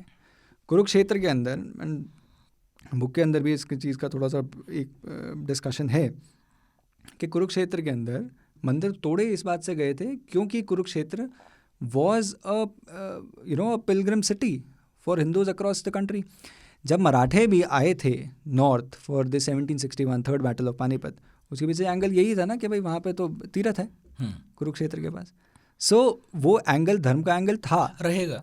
इब्राहिम लोदी तो मुसलमान था लेकिन बाबर ने हराया। और कमाल क्या है कि इब्राहिम लोदी की सेना में हिंदू राजा भी शामिल थे, वो लड़ रहे थे। सो वो एक कॉन्फ्लिक्ट आपको एक ज़बरदस्त दिखता है, लेकिन धर्म आपको मिल जाएगा फिर। एक कॉन्फ्लिक्ट आपको धर्म क्योंकि religion became a founding principle for all these battles, या फिर concentrate other people for battles. When a Mughal राजा और व्हेन अ मुस्लिम राजा would come to India, he would use the term जिहाद, और फिर जिहाद ये बात करते हुए कि सारे जितने वो लोग थे, बाबर ने तो बाबरनामा में लिखा साफ सारे इकट्ठे, भैया सबके मुंह उतर गए थे, सब थक चुके थे, तो मैंने सोचा ये आखिरी मौका है, लाओ जिहाद का नारा देते हैं, अब उतरते हैं। और इनफैक्ट आपकी किताब में भी शायद ये है कि औरंगजेब ने अपने हाथ से है ना एक 17वें विद्रोह के वक्त, 17वें विद्रोह दबाने के समय पर अपने हाथ से कुछ लिख कर दिया था जिसका बड़ा धार्मिक महत्व माना जाता है, और झंडे पर लगाकर फिर मुगल सेना लड़ने निकली। तो ये एक मॉरल बूस्ट करने के लिए बड़ा अच्छा टॉनिक है। हम जाटों की बात कर रहे थे। हाँ, तो फिर वो कैसे प्रोमिनेंट फोर्स बनते चले गए? सो हुआ क्या, आई वुड से अराउंड 150 वर्ष पहले, जब मॉडर्न कंस्ट्रक्ट्स, ये modern administrative divisions and modern administrative structures and systems came around. 1803 के बाद जब वो एंग्लो मराठा युद्ध हुआ था, अंग्रेज़ी हुकूमत इस रीजन पे प्रोमिनेंटली एस्टैब्लिश होने लगी। उन्होंने एज अ कॉन्सिक्वेंस हरियाणा का भी बड़ा सारा रीजन लिया और उसके अंदर बड़े अलग अलग सिस्टम्स भी अपने अपने तौर तरीके लाने चालू करे। उस टाइम पर एक लॉ भी आया, नया मॉडर्न जुडिशरी आई, नई मॉडर्न एडमिनिस्ट्रेटिव स्ट्रक्चर्स आए, नया एजुकेशन सिस्टम आया, जो आप यू रीड दैट डिबेट में कॉलेजाइजेशन ऑफ एजुकेशन, वो बड़ी सारी आपके बड़े एंगल्स चलते हैं। But around 1870s and 1880s few Jat families और few Jats began studying modern education की तरफ भी बढ़ने लगे, और बिजनेसेस वगैरह करने, जैसे छाजूराम की हम बात करते हैं। भाई छाजूराम इनफैक्ट जब शुरुआत में हम बात करें ना भगत सिंह जी की, भगत सिंह जी सॉन्डर्स का मर्डर करके गोली ठोक के जब वो गए थे लाहौर से, जब अपना भेष बदल के निकले वहाँ से, सो जब वो निकले वो पहुँचे कलकत्ता में जिनके यहाँ ठहरे थे वो छाजूराम जी की कोठियों में से थी। हाँ बिल्कुल ठीक है, या तो छाजूराम जी की कोठियाँ थी, बट वो या फिर वो मंदिर कोठी थी मेरे ख्याल से। हाँ, वहाँ पर उनकी व्यवस्था कराई थी और दुर्गा भाभी साथ में निकली हाँ, थी और दुर्गा भाभी की परिचित थी वहाँ पर, उन्होंने व्यवस्था करा दी थी। अब ये और जो छाजूराम जी थे, छाजूराम जी हरियाणवी, रेवाड़ी के अंदर एजुकेशन ली, रेवाड़ी से एजुकेशन करते वक्त वो ट्रेड के काम के अंदर कलकत्ता गए, कलकत्ता में छोटे से शुरुआत किया था, एंड एट द टाइम वो he was such a powerful force he was called a jute king of India at that time. तो आपको ऐसे ऐसे बड़े सारे मतलब there are forces, there are people who became gradually important. फिर politically आप इसको पैरेलली पढ़िए उसके साथ कि कैसे इस देश के अंदर मॉडर्न पॉलिटिकल और या कॉन्स्टिट्यूशनल डेवलपमेंट्स हो रही थी। सो 1896 में यू सी समथिंग, 1909 में आपको देखते हैं, 1919 में देखते हैं, आप 35 में देखते हैं। सो आपका ये प्रोसेस चल रहा है। इस प्रोसेस के अंदर मॉडर्न जो डेमोक्रेटिक पॉलिटिक्स है उसकी धीरे धीरे इस्टेब्लिशमेंट होनी चालू होती है। उस इस्टेब्लिशमेंट के अंदर इलेक्शंस आते हैं और इलेक्शंस के अंदर हमारे पास एक, जैसे मैंने किताब के अंदर भी देखा, एक प्रोमिनेंट एग्जांपल जो जाट जिनको एमुलेट करते हैं और जिनको बहुत मानते हैं, वो आता है चौधरी छोटू राम जी का। अब जैसे झज्जर की एक बड़ी रियासत थी, परंतु और उस टाइम पर जब झज्जर बड़ी रियासत थी, Rohtak was not a very prominent city और अ रीजन, झज्जर हुआ करता था। पर झज्जर का शहरों का भी दौर आता है। हाँ, तो झज्जर का डिक्लाइन चालू हुआ 1858 के बाद। तो Rohtak became administrative headquarter of for the British. बिल्कुल वैसे हिसार के साथ भी हुआ, क्योंकि हाँसी और अग्रोहा, हाँसी और अग्रोहा राजधानी रहे। हाँ, और हाँसी का आप इतिहास पढ़िए, आप अग्रोहा का देखिए, महाराज अग्रसेन का इतिहास है। जितने अग्रवाल हैं, सो बनिया अपना निकास वहाँ से मानते हैं। हाँ, बनिए दो मानते हैं, अग्रवाल और नॉन अग्रवाल। जो अग्रवाल बोलते हैं, they are out of the 18 gotras of Maharaja Agrasen. तो वो उनकी निकासी वो कहते हैं वहीं से हुई और वो उस किंगडम का हिस्सा हुआ करते थे। तो वैसे ही रोहतक के अंदर अंग्रेज़ों ने अपना हेडक्वार्टर्स बनाया और वहाँ पर पॉलिटिकल एक्टिविटी, एडमिनिस्ट्रेटिव एक्टिविटी सब कुछ चालू हुई।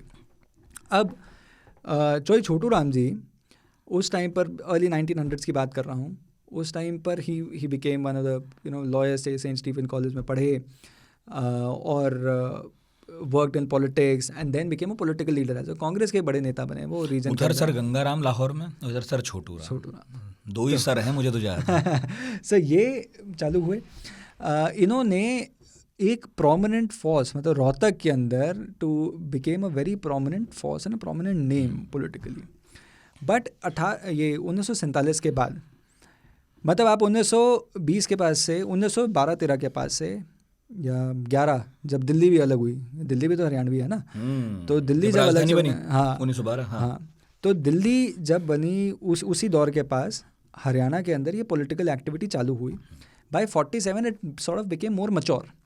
फिर 47 से 66 का जो स्ट्रगल था स्टेटहुड बनाने का, वो उसने उसे और मैच्योर बनाया। एंड क्योंकि हमारा देश आज़ाद हो गया था, एडल्ट फ्रेंचाइजी थी, सबके पास मत का अधिकार था, तो जो इस रीजन के अंदर कॉन्सेंट्रेटेड थे, सबके पास एक पॉलिटिकल पावर होने की एक पॉसिबिलिटी थी। तो उसी तरह से जाट्स जो मॉडर्न कॉन्टेक्स्ट के अंदर मेरे ख्याल से 25 या 29% तक, कुछ लोग 21% भी बोलते हैं, कास्ट सेंसस होता नहीं है बट एक अनुमान है, तो पता नहीं, तो बट 21 से लेकर 29% तक लोग हैं हरियाणा के अंदर, एंड जो अलग अलग सीटों पे अपना प्रभाव रखते हैं। तो जैसे हम बेल्ट बात करें, रोहतक का देशवाली बेल्ट बोल दी, आप बात करिए सोनीपत के इलाके की, आप बात करिए जींद के इलाके की, वहाँ पर जाट वोट का एक वो वर्चस्व या एक डोमिनेंस है। परंतु जो जीटी रोड बेल्ट है उस पर कम है।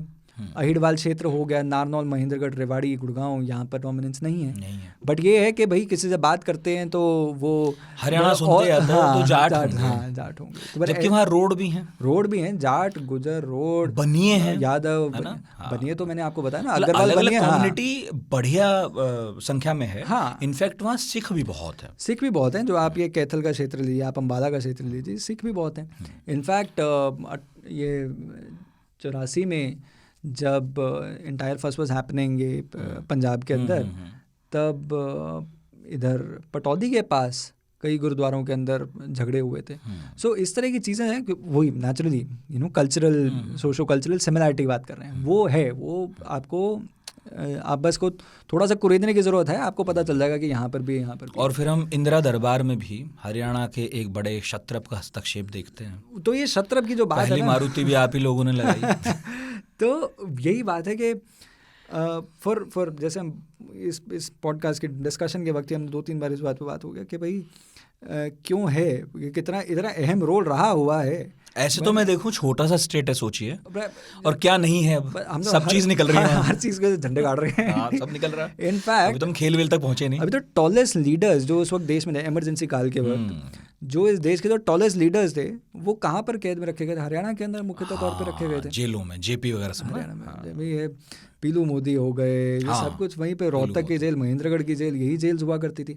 जेल भी आपके यहाँ बढ़िया है। तो वही जेल का तो एक चौटाला साहब के टाइम पे एक किस्सा आता है कि पानीपत के पास में एक गांव पड़ता है सिवा, तो सिवा में वैसे चौटाला साहब आए और सिवा के गांव वालों ने पूछा कि भाई, सिवा वालों से पूछा कि भाई क्या चाहिए, तो सिवा वाले ने बोला कि भाई जेल बनवा दो, हमारे यहाँ थोड़ा दूर जाना पड़ता है तो यहाँ से जेल के अंदर होते हैं। तो और सिवा बड़ा, आपको अगर आप लोकल आए, ठाडा गांव है, और ठाडा से मतलब कि लोकल पॉलिटिक्स पे लोग बड़े मजबूत हैं, अलग अलग एक्टिविटीज़ में इन्वॉल्व हैं, समृद्ध गांव है, समृद्ध गाँव है, जीटी रोड बेल्ट पे ही पड़ता है, और सिवा और गढ़ी उसकी दोनों।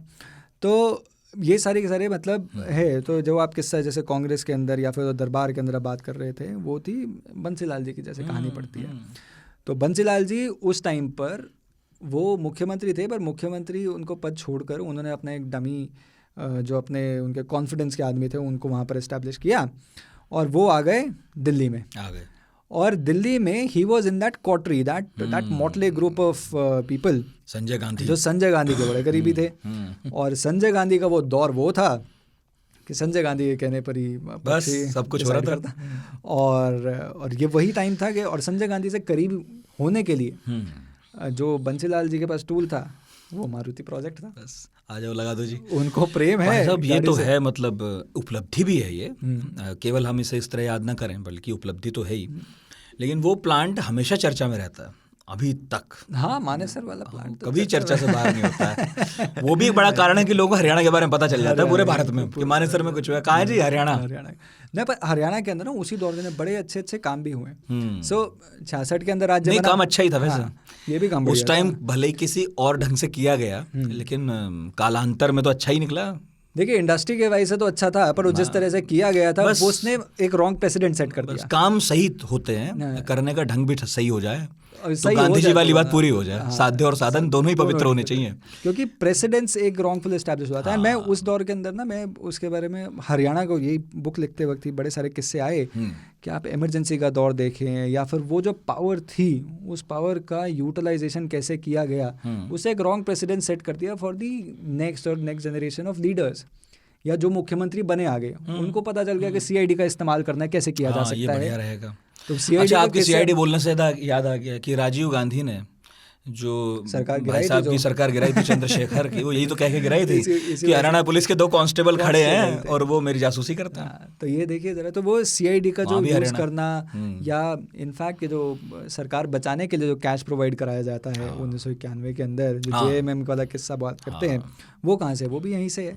So the cash flow, the money, और वो हर एक तरह से। एंड आप इसको अगर if you want to connect the dots, आपको देखेगा कि भाई जब हमने बोला कि दिल्ली की को डिफेंड करने या दिल्ली के प्रोटेक्शन के लिए बैटल ग्राउंड बना, आज भी कई मायनों के दिल्ली को डिफेंड कर देता है वो। कोई चक्कर ये तो है। सो आपने तभी, एंड मैं एक और बात बताता हूँ आपको, 1947 में माइग्रेशन हुआ। सो पंजाब से जो लोग हिंदुस्तान भारत आए, सो भारत के अंदर आपने भारतवर्ष में आप देखेंगे कि जैसे ही ये माइग्रेशन हुआ, ये जो ट्रेन का जो मूवमेंट था, ट्रेन से जो बड़े कैंप्स बने थे, सबसे बड़ा कैंप था कुरुक्षेत्र में। और कुरुक्षेत्र, कुछ लोग कुरुक्षेत्र उतरे और कुछ लोग आसपास के इलाके में भी उतरे। हाँ। तो आपको अलग अलग जगह रेफ्यूजी कैंप्स बने। तो आप जीटी रोड बेल्ट पर आप बड़े सारे शहर के अंदर ना, आप बड़े नाम सुनेंगे, अच्छा ये कौन सा कैंप है, कोई कच्चा कैंप हो गया या कोई किस तरह का कैंप हो गया।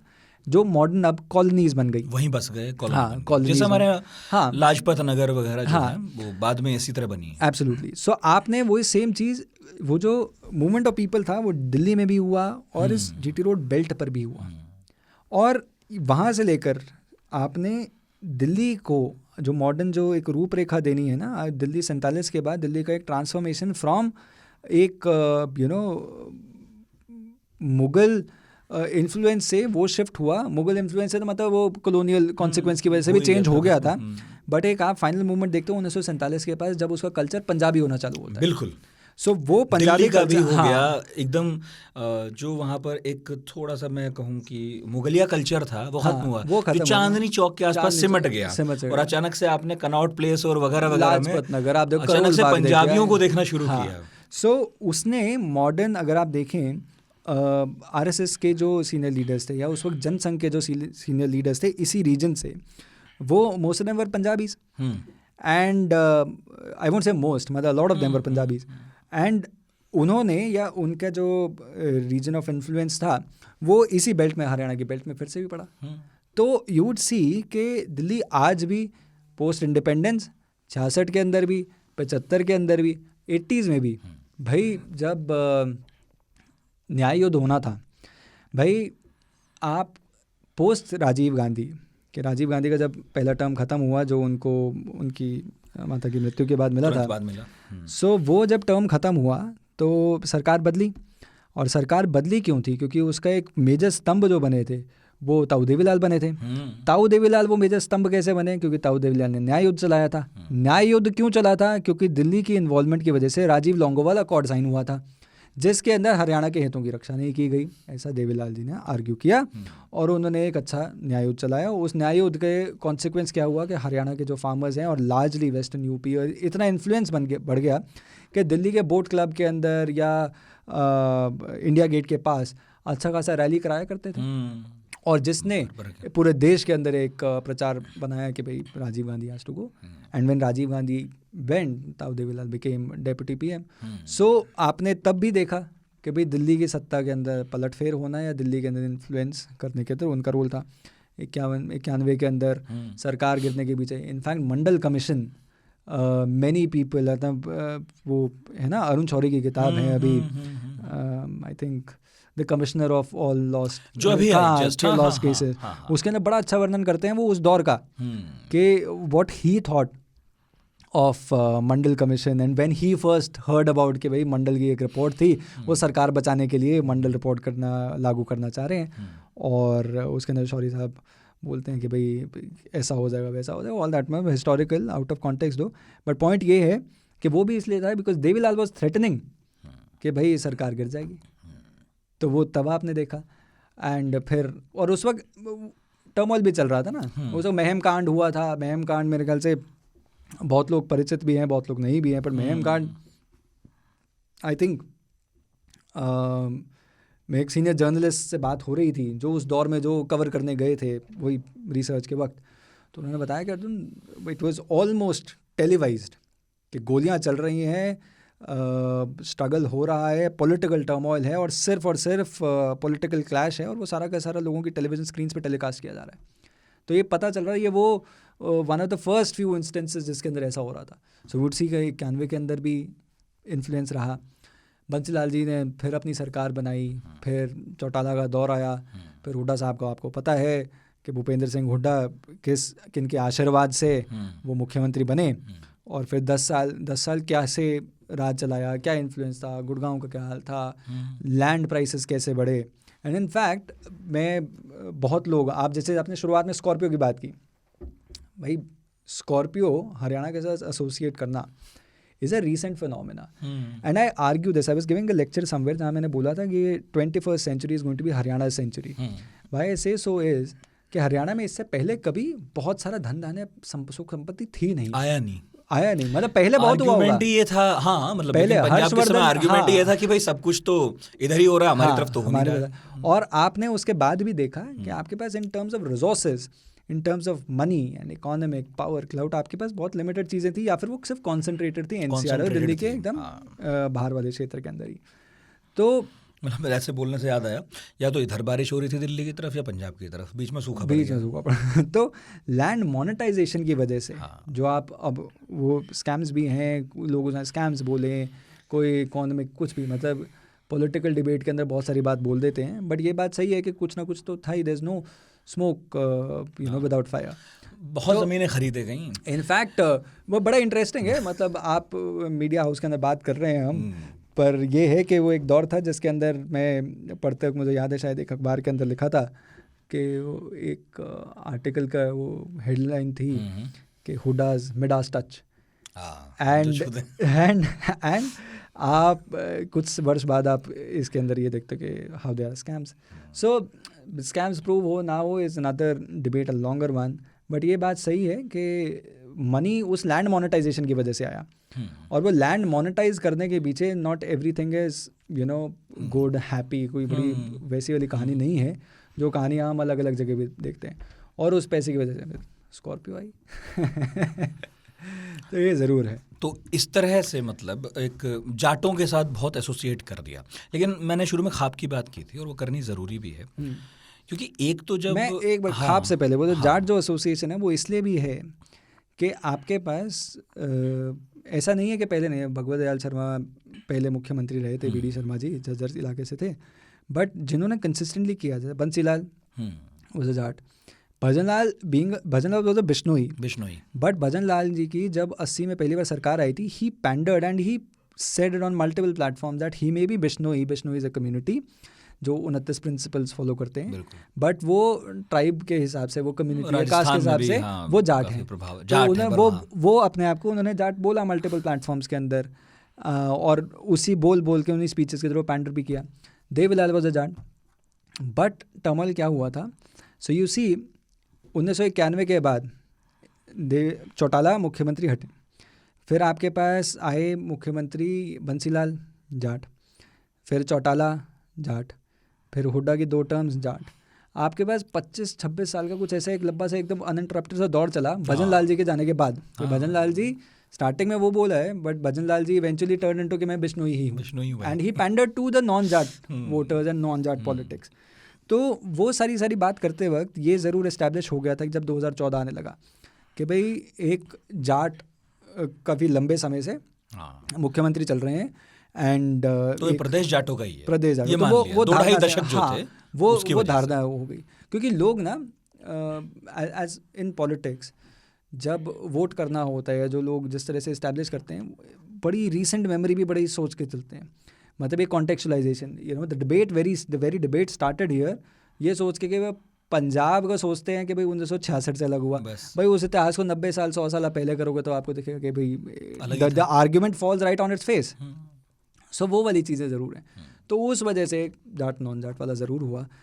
बहरहाल हाँ, उसमें मैं जोड़ रहा था ऐसे ही कि जो खाप वाली बात है, अब कई डिबेट्स में मैंने आपकी सुना, मतलब कई आपने जहाँ चर्चा की, पॉडकास्ट भी थे, तो वहाँ ये था कि अभी हमने बात भी की कि भाई जाटों के बारे में जब हम ढूंढने निकलते हैं तो ये पाते हैं कि बहुत सारे हिस्टोरियंस कहते हैं वो बाहर से आए, और चूँकि एक कबीलाई संस्कृति जैसा दिखाई देता है वहाँ पर, कि ये कल्चर है जो बुरा नहीं है, कबीले को किसने कहा, पता नहीं क्यों हमारे यहाँ लगना शुरू हो गया कि कबीले तो बुरे ही होते हैं, लेकिन वहाँ खाप उस तरह किसने कहा बुरे होते हैं? हाँ, मतलब जिस तरह से जो आप बार बार कह रहे थे कॉलोनियल एरा में कबीलों को लेकर हुआ कि भाई कबीले ख़राब होते, मतलब कबीलाई संस्कृति या कबीलाई तौर तरीके उन्हें नेगेटिव ढंग से देखा गया, मगर मेरे ताईं जो मेरी समझ में आया, कबीले हमारे सो कॉल्ड सिविलाइज्ड सोसाइटी से बहुत बार बहुत बेहतर ढंग से फंक्शन करते हैं। तो बहरहाल मैं ये कह रहा था कि जो खाप हैं, जो खाप का स्ट्रक्चर है, उसको बाहर जो लोग देखते हैं वो इस तरह देखते हैं कि भाई ये बहुत ख़राब सी चीज़ है कोई, और इसे पता नहीं क्यों नहीं ख़त्म कर रहे। 21वीं सदी के कॉन्ट्रास्ट में लिखा जाता है खाप को। आप वहाँ रहे भी हैं हरियाणा में, और खापों की संस्कृति भी समझते देखते रहे हैं, आप अभी इनका फ़िलहाल हरियाणा में क्या रोल समझते हैं? देखिए, खाप एज अ जैसा सोशल इंस्टीट्यूशन, समाज हर दौर पर जिस तरह की चर्चाएं अभी हम कर रहे हैं, बहुत सारे दर्शक, बहुत सारे सुनने वाले शायद इसमें से कोई एक बात पिक करके अपने आसपास में लोगों में डिस्कस करेंगे, और इस डिस्कशन का नतीजा होता है कि समाज धीरे धीरे बढ़ता है, बदलता चलता है। जैसे समाज बदलता है वैसे ही सामाजिक संस्थान भी बदलते हैं और जो ढांचे हैं उनके अंदर भी धीरे धीरे बदलाव आते हैं। बट ऐतिहासिक तौर पे जब अंग्रेज़ नहीं आए थे, अंग्रेज़ों आने से जस्ट पहले तक की बात करें, तो ये जो सामाजिक स्ट्रक्चर्स जो थे, जो सोशल इंस्टीट्यूशंस थे, वो मोर और लेस कॉन्टिन्यूअस थे, वो चले आ रहे थे। ऐसा नहीं था मतलब कि जैसे वो पेट्रियार्की की भी बात करते हैं ना, मतलब मैं पूरा पक्षधार हूँ कि भाई मॉडर्न इकोनॉमिक सिस्टम्स के अंदर, इंस्टीट्यूशंस के अंदर और जो पॉसिबिलिटीज़ हैं, जो एवेन्यूज़ ओपन हैं, जिसके अंदर हर एक व्यक्ति को उसके जेंडर के इर्रिस्पेक्टिव जो भी वो कोई काम करना चाहे उसे करना चाहिए।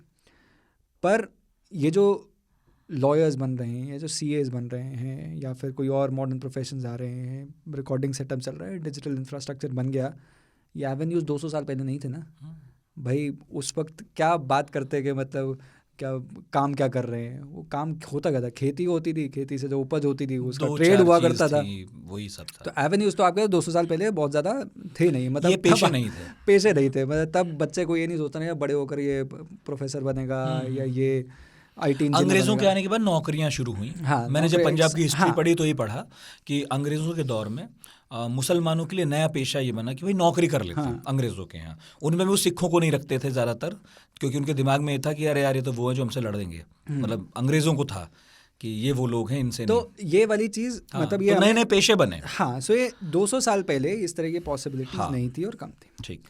अब हुआ क्या, जब अंग्रेज़ आए वो अपने साथ मॉडर्न चीज़ें, मॉडर्न इंस्टीट्यूशंस और स्ट्रक्चर्स लेकर आए। मैं इसकी ये बात इसलिए कर रहा हूँ क्योंकि 1809-10 के अंदर आप डिबेट्स देखेंगे, हरियाणा की डिबेट्स बता रहा हूँ, हरियाणा के अंदर जो अंग्रेज़ थे, जो ब्रिटिश रेजिडेंट्स थे या वो रीजन्स थे उसके अंदर, मुगल कोर्ट के अंदर, उनकी भी कई ऐसे डिबेट्स हैं जिसके अंदर वो चर्चा कर रहे हैं कि लोग चाह नहीं रहे हैं ये judicial system, modern judicial system जो हम इम्पोज कर रहे हैं इन पे। Why was that the case? One, because एक तो समाज छोटा था, गांव छोटे थे और गांव के अंदर जो बातें होती उनके ऑलरेडी एस्टैब्लिश्ड एक स्ट्रक्चर्स थे, एक तरीके थे, एक तौर तरीके से एक जीवन चलता था और उस जीवन के अंदर वो इंटरफेरेंस नहीं चाह रहे थे अंग्रेज़ों। हाँ, वो था क्या, वो परंपरा, अगर मैं जुडिशल या सोशल एक इंस्टीट्यूशन बताऊं जो एक कंसिस्टेंटली चल रहा था, वो था खाप की परंपरा। खाप क्या था? खाप जो समाज के अंदर बड़े लोग हैं जिनकी समाज ही इज्जत करता है। ऐसा नहीं है कि भाई आपके पास 4 डिग्री हैं तो आपकी इज्जत हो जाएगी, आपको समाज के अंदर वो इज्जत पाना ज़रूरी है। स्क्रूटनी चलती रही लंबे समय तक किसी की। वो बोलते हैं आज जैसे हम देख रहे हैं, अगर हम ही चौधरी हैं, हम चौधरी ने चौधराहट दी जाती थी, आपको लोग चौधरी मानते थे तो चौधरी होते थे, चौधरी थे, ठीक, अपने मन से नहीं थे, अपने मन से नहीं थे। तो वैसे ही खाप परंपरा के अंदर भी जो लोग खाप के मेंबर्स हुआ करते वो सीनियर लोग हुआ करते थे, जो विद्वान लोग हुआ करते, जिनकी समाज इज्जत किया करता था, वही लोग उस ओहदे पे पहुंचते थे और वो ओहदे पे पहुंच के भी वो इम्पोज नहीं करते थे। कैसा नहीं था कि एक हाथ में लाठी ले रखी है कि भाई तेरे को ये बोला तुझे करना पड़ेगा, ऐसा नहीं था। ये था कि वो चर्चा होती थी, डिस्कशन होती थी, उस डिस्कशन में खुले में बैठकर बात होती थी और उस बात का नतीजा होता था, उस बात के अंदर जो निर्णय लिया गया वो निर्णय फॉलो करना। ठीक।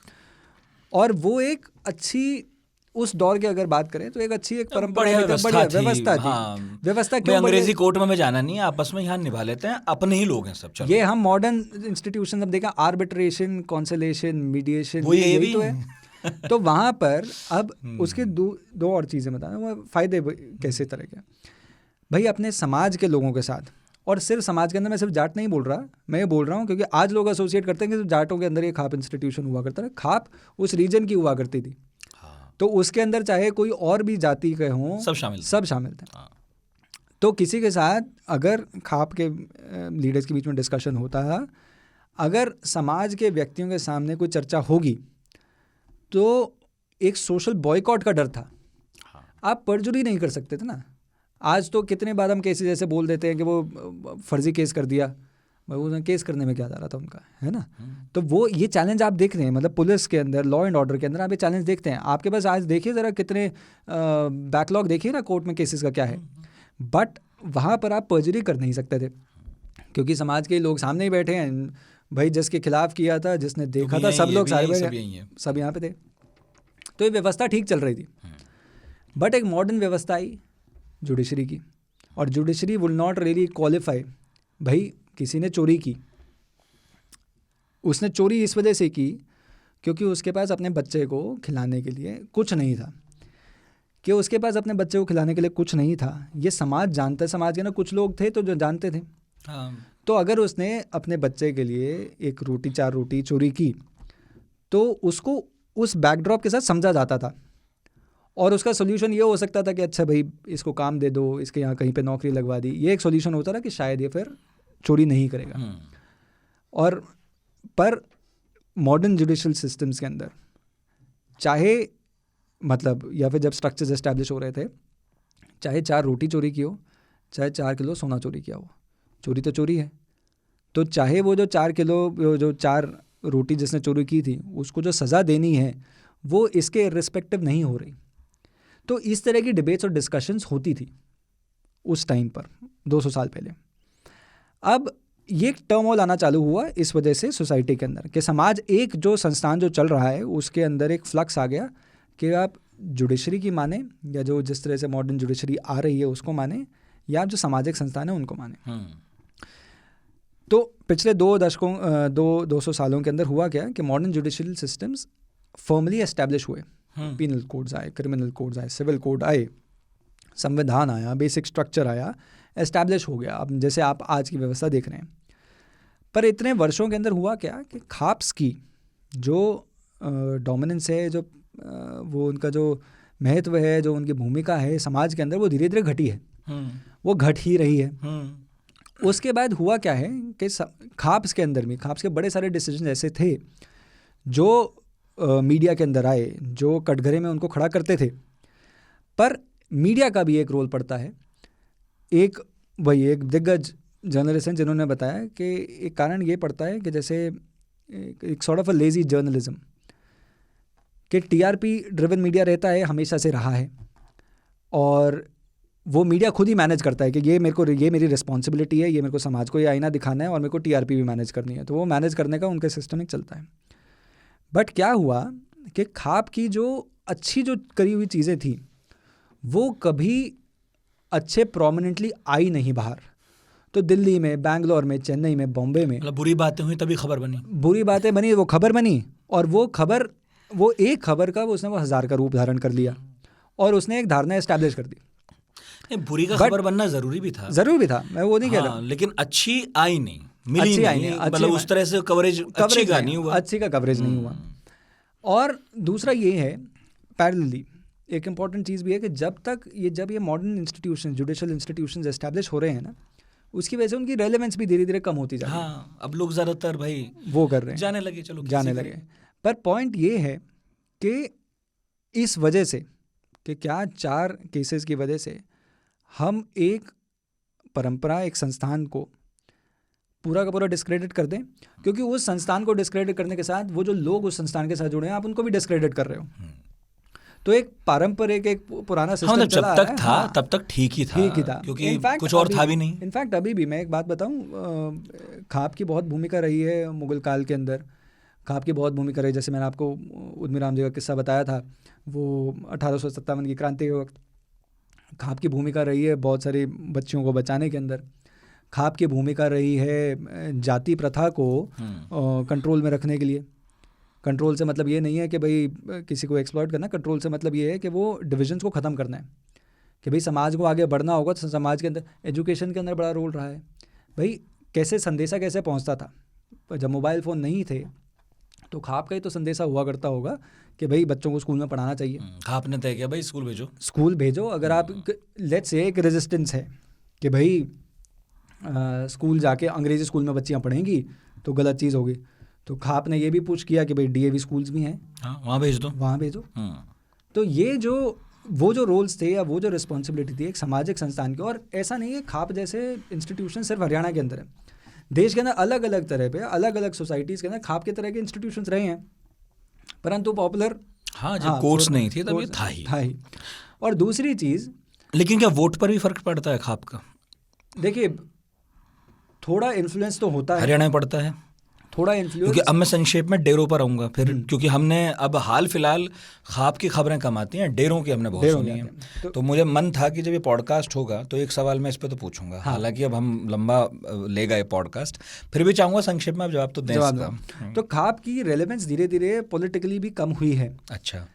जब चुनाव आते हैं तो बहुत लोग सोचते हैं कि भाई उनको पैंडर करेंगे तो होगा कुछ, बट ये इसको जानना ज़रूरी है कि सबके हाथ में मोबाइल फ़ोन है, सब पढ़े लिखे, बहुत लोग पढ़े लिखे हैं अधिकांश लोग, और इंडिपेंडेंट डिसीजन मेकिंग भी बहुत हो रही है। जॉइंट फैमिली सिस्टम कम हो रहा है, न्यूक्लियर फैमिलीज अब ऐसा नहीं है कि पूरा पूरा मोहल्ला एक जगह वोट डाल रहा है ना, क्योंकि दादा ने डिसाइड किया कि भाई उधर वोट डालना है, बच्चे ने डिसाइड किया कि नहीं, वोटर कहीं भी निकल सकता है। हाँ, सो किसी भी पार्टी का ये जो फ्रीडम आई है, ये जो पॉसिबिलिटीज़ आप देख रहे हो, वो उस वजह से ये बोलना कि ख्वाब का पॉलिटिकल इन्फ्लुएंस वो धीरे धीरे कम तो हुआ है। हाँ।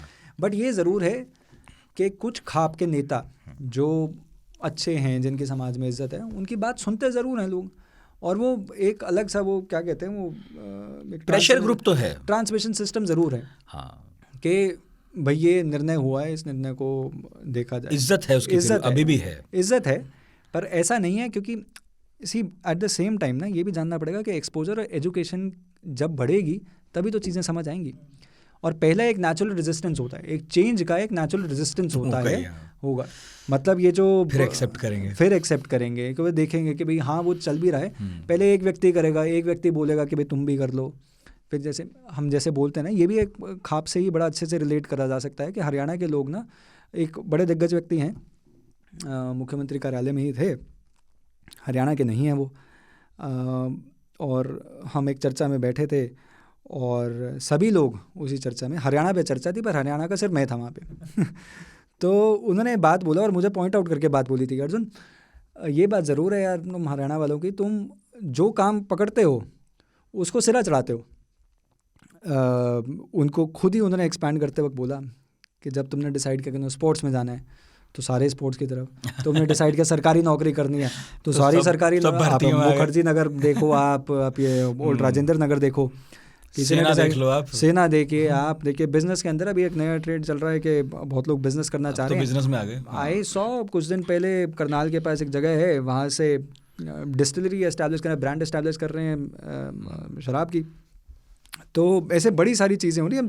एंड ये बॉलीवुड देखिए आप, स्टार्टिंग के अंदर डेफिनेटली रेजिस्टेंस थी, जब रणदीप हुड्डा आए थे, हाँ, तो एक स्टार्टिंग के अंदर ऐसा था कि भाई जाना चाहिए, आप उसके बाद देखिए आप मिस यूनिवर्स हमारे यहाँ, फिर मल्लिका शेरावत के समय मैंने देखा था कि बड़े बाप रे बड़े भयानक बयान आते थे वो, लेकिन अब देखिए मानुषी छिल्लर भी आती है वहीं से ही, धनखड़ आए, कनिष्ठा धनखड़ वहीं से आई है। So you see all of that change.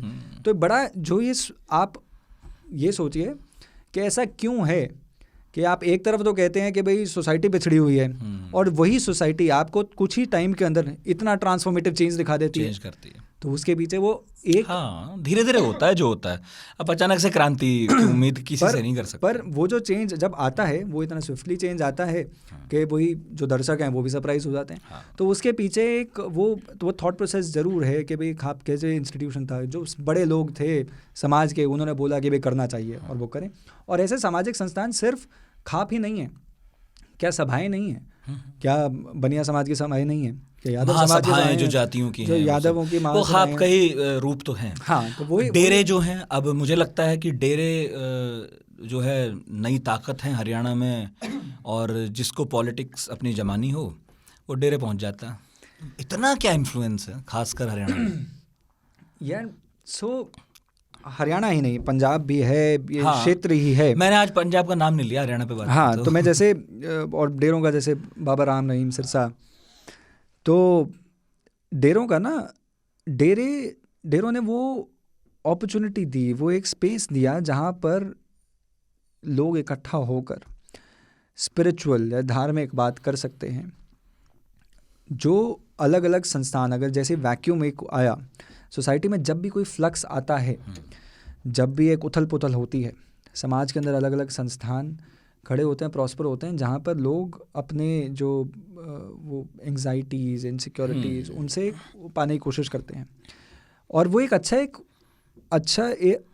एक इंस्टीट्यूशन होता है, वो एक अच्छी एक स्ट्रक्चर है, अच्छी एक विधि है कि लोग जिसको चली आ रही है, आज से नहीं पहले से मिलती हो, अच्छा है। हाँ, वो मिलती आ रही है। पर हुआ क्या, पर काम तो कुछ और शुरू हो गया। हुआ क्या कि डेरों की एस्टैब्लिशमेंट कैसे हुई थी कि डेरे आपको जो पिछड़ा वर्ग था सोटू से या दलित समाज जो था उनके लिए बड़े सारे एवेन्यूज़ नहीं थे। तो जैसे मेरा एक मित्र है, उस भाई ने बड़ी अच्छी एक बात कही थी उनका, वो he was firmly against what जो बाबा राम रहीम की वो कहानी आई, रेप वाली कहानी आई, पर उसने मुझे ये बात बताई थी, मैं उस वक्त कुरुक्षेत्र में था। उसने बोला कि यार आप ये ज़रूर देखो कि मेरे जो दादी हो गई या मेरे जो पिताजी हो गए वो अच्छे से फॉलो करते हैं इनको, और वो क्यों करते हैं? वो कहते हैं एक तो इनको संगठित होने का एक वो दिया, प्लेटफॉर्म दिया, और दूसरा क्या किया, उन्होंने बातें भी अच्छी की। उन्होंने कहा कि शराब से दूर रहो, अच्छी बात है, बातें तो अच्छी थी सब, जाति बिरादरी भाई उसमें ज़्यादा वो मत करो, साथ मिलकर खाना पीना चाहिए, सब तो वो अच्छी बातें थी, हाँ, सांप्रदायिक सौहार्द की बातें थी। उस वजह से बहुत लोग जुड़े, पर जैसे ही हमने शुरुआत की थी जुड़े तो राजनीतिक भी होने लगे। और वही चीज़ आप यहाँ पर आज भी देखते हो, चुनाव आता है अवश्य ही अलग अलग संस्थानों का, चाहे वो धार्मिक संस्थान हो, चाहे वो सोशल संस्थान हो, सामाजिक संस्थान हो, संस्थानों की भूमिका रहती है क्योंकि संस्थानों के अंदर साथ लोग जुड़े हैं, और वो जो लोग जुड़े हैं तो वोट जुड़े हैं। तो ऐसा नहीं है कि इट्स रीसेंट इन्वेंशन और रीसेंट आइडिया। छोटे छोटे अगर आप कोई छोटे संगठन है किसी छोटे विधायकी के चुनाव के अंदर, आप छोटे संगठनों के पास भी जाते हो, पर जब आप डेरे के पास जाते हो डेरा एक बड़ा संगठन हो गया, तो उसकी राजनीतिक इन्फ्लुएंस ज़रूर है। और ऐसा नहीं है ये हो गए, मतलब वो हिसार भले रामपाल हैं, उनके साथ बहुत लोग जुड़े थे, उन्होंने भाई, इसलिए तो मैंने कहा कि जब खाप की चर्चा हुई गलत खबरों की वजह से हुई और फिर अचानक डेरों का नाम आने लगा तो भी हरियाणा सामने आया कि भाई सबका हेडक्वार्टर हरियाणा में ही है क्या? तो इसलिए मुझे लगा कि ये बात पूछनी भी ज़रूरी है क्योंकि और ये डेरों इन्फ्लुएंशियल है काफ़ी। हाँ, डेरों का, और दूसरे उसकी वजह से ये भी है, आप ये भी देखिए डेरों का इन्फ्लुएंस आपको पंजाब के अंदर भी बहुत मिलेगा। हाँ, और उससे आप एक नेचुरल क्रॉलरी बन सकती है कि उस समाज को, दलित समाज को संगठित होने का एक मौका और एक प्लेटफॉर्म तो दिया और उनको सही दिशा भी दी, अब एजुकेशन भी दिया। सब बुरा ही तो होता नहीं है, शुरू तो अच्छा ही होता है। और मैं तो हमेशा बोलता हूँ कि कोई बड़ी चीज़ जब मतलब आप देखते हो बड़ी चीज़ है, शुरुआत तो 100% अच्छे से ही हुई होगी, बाद में क्या हुआ उसका वो अलग बात है। तो वो ज़रूर है, तो वो आपने देखा ही केसेस हैं, मतलब हरियाणा बर्न्ड लिटरली। हाँ, बहुत सारा टर्मोइल था। आरक्षण पर भी हमने देखा हरियाणा दुखी परेशान, हरियाणा दुखी परेशान तो हुआ, ठीक, और ये हरियाणा नहीं, मैं समाज दुखी परेशान हुआ। सभी समाज, कोई नहीं चाहता कि समाज के में लोग कटें एक दूसरे से, लोगों के बीच में इतने वो कटुता पैदा हो। हरियाणा को अच्छे ह्यूमर की वजह से, बढ़िया खाने की वजह से, एक प्रॉस्पेरस स्टेट की वजह से हम लोग उससे भी जानते हैं। हाँ, स्पोर्ट्स, आज तो मैं उसमें इसलिए नहीं घुसा क्योंकि मुझे लगा कि स्पोर्ट्स के बारे में सब जानते ही हैं, आज उन्हें छुआ जाए जो थोड़ा सा कम जानते हैं। भाई साहब, एक अध्याय है आपकी किताब में, उससे समाप्त करूँगा, चौधर क्या होती है? अरे ये तो एक और बार बोलेंगे ना आप, जिन जन के कानों में गूंजेगा वो सब बता देंगे कि चौधर क्या होती है। सब बस चौधर होती है जिसके लिए झगड़ा भी होता है, जिसके लिए सब पॉलिटिकल क्लाउड भी लगाया जाता है, एस्पिरेशन होती है चौधर। चौधर क्या होती थी, जैसे अभी हम चौधराहट की बात कर रहे थे ना कि किसका एक रीजन ऑफ इन्फ्लुएंस, जैसे सरदारी भी जब बोलते हैं तो सरदारी क्या होती थी कि सरदार एक रखी सिस्टम, राखी करना, एक जगह का वो उसका जोन ऑफ इन्फ्लुएंस हो गया, वहाँ पे उसकी डोमिनेशन होगी। वैसे ही चौधराहट हुआ करती थी कि एक इलाका है, ये लैंड पॉकेट है, ये रीजन है जहाँ पर इनकी इज्जत होती है, इनका रुतबा है, इनकी चलती है।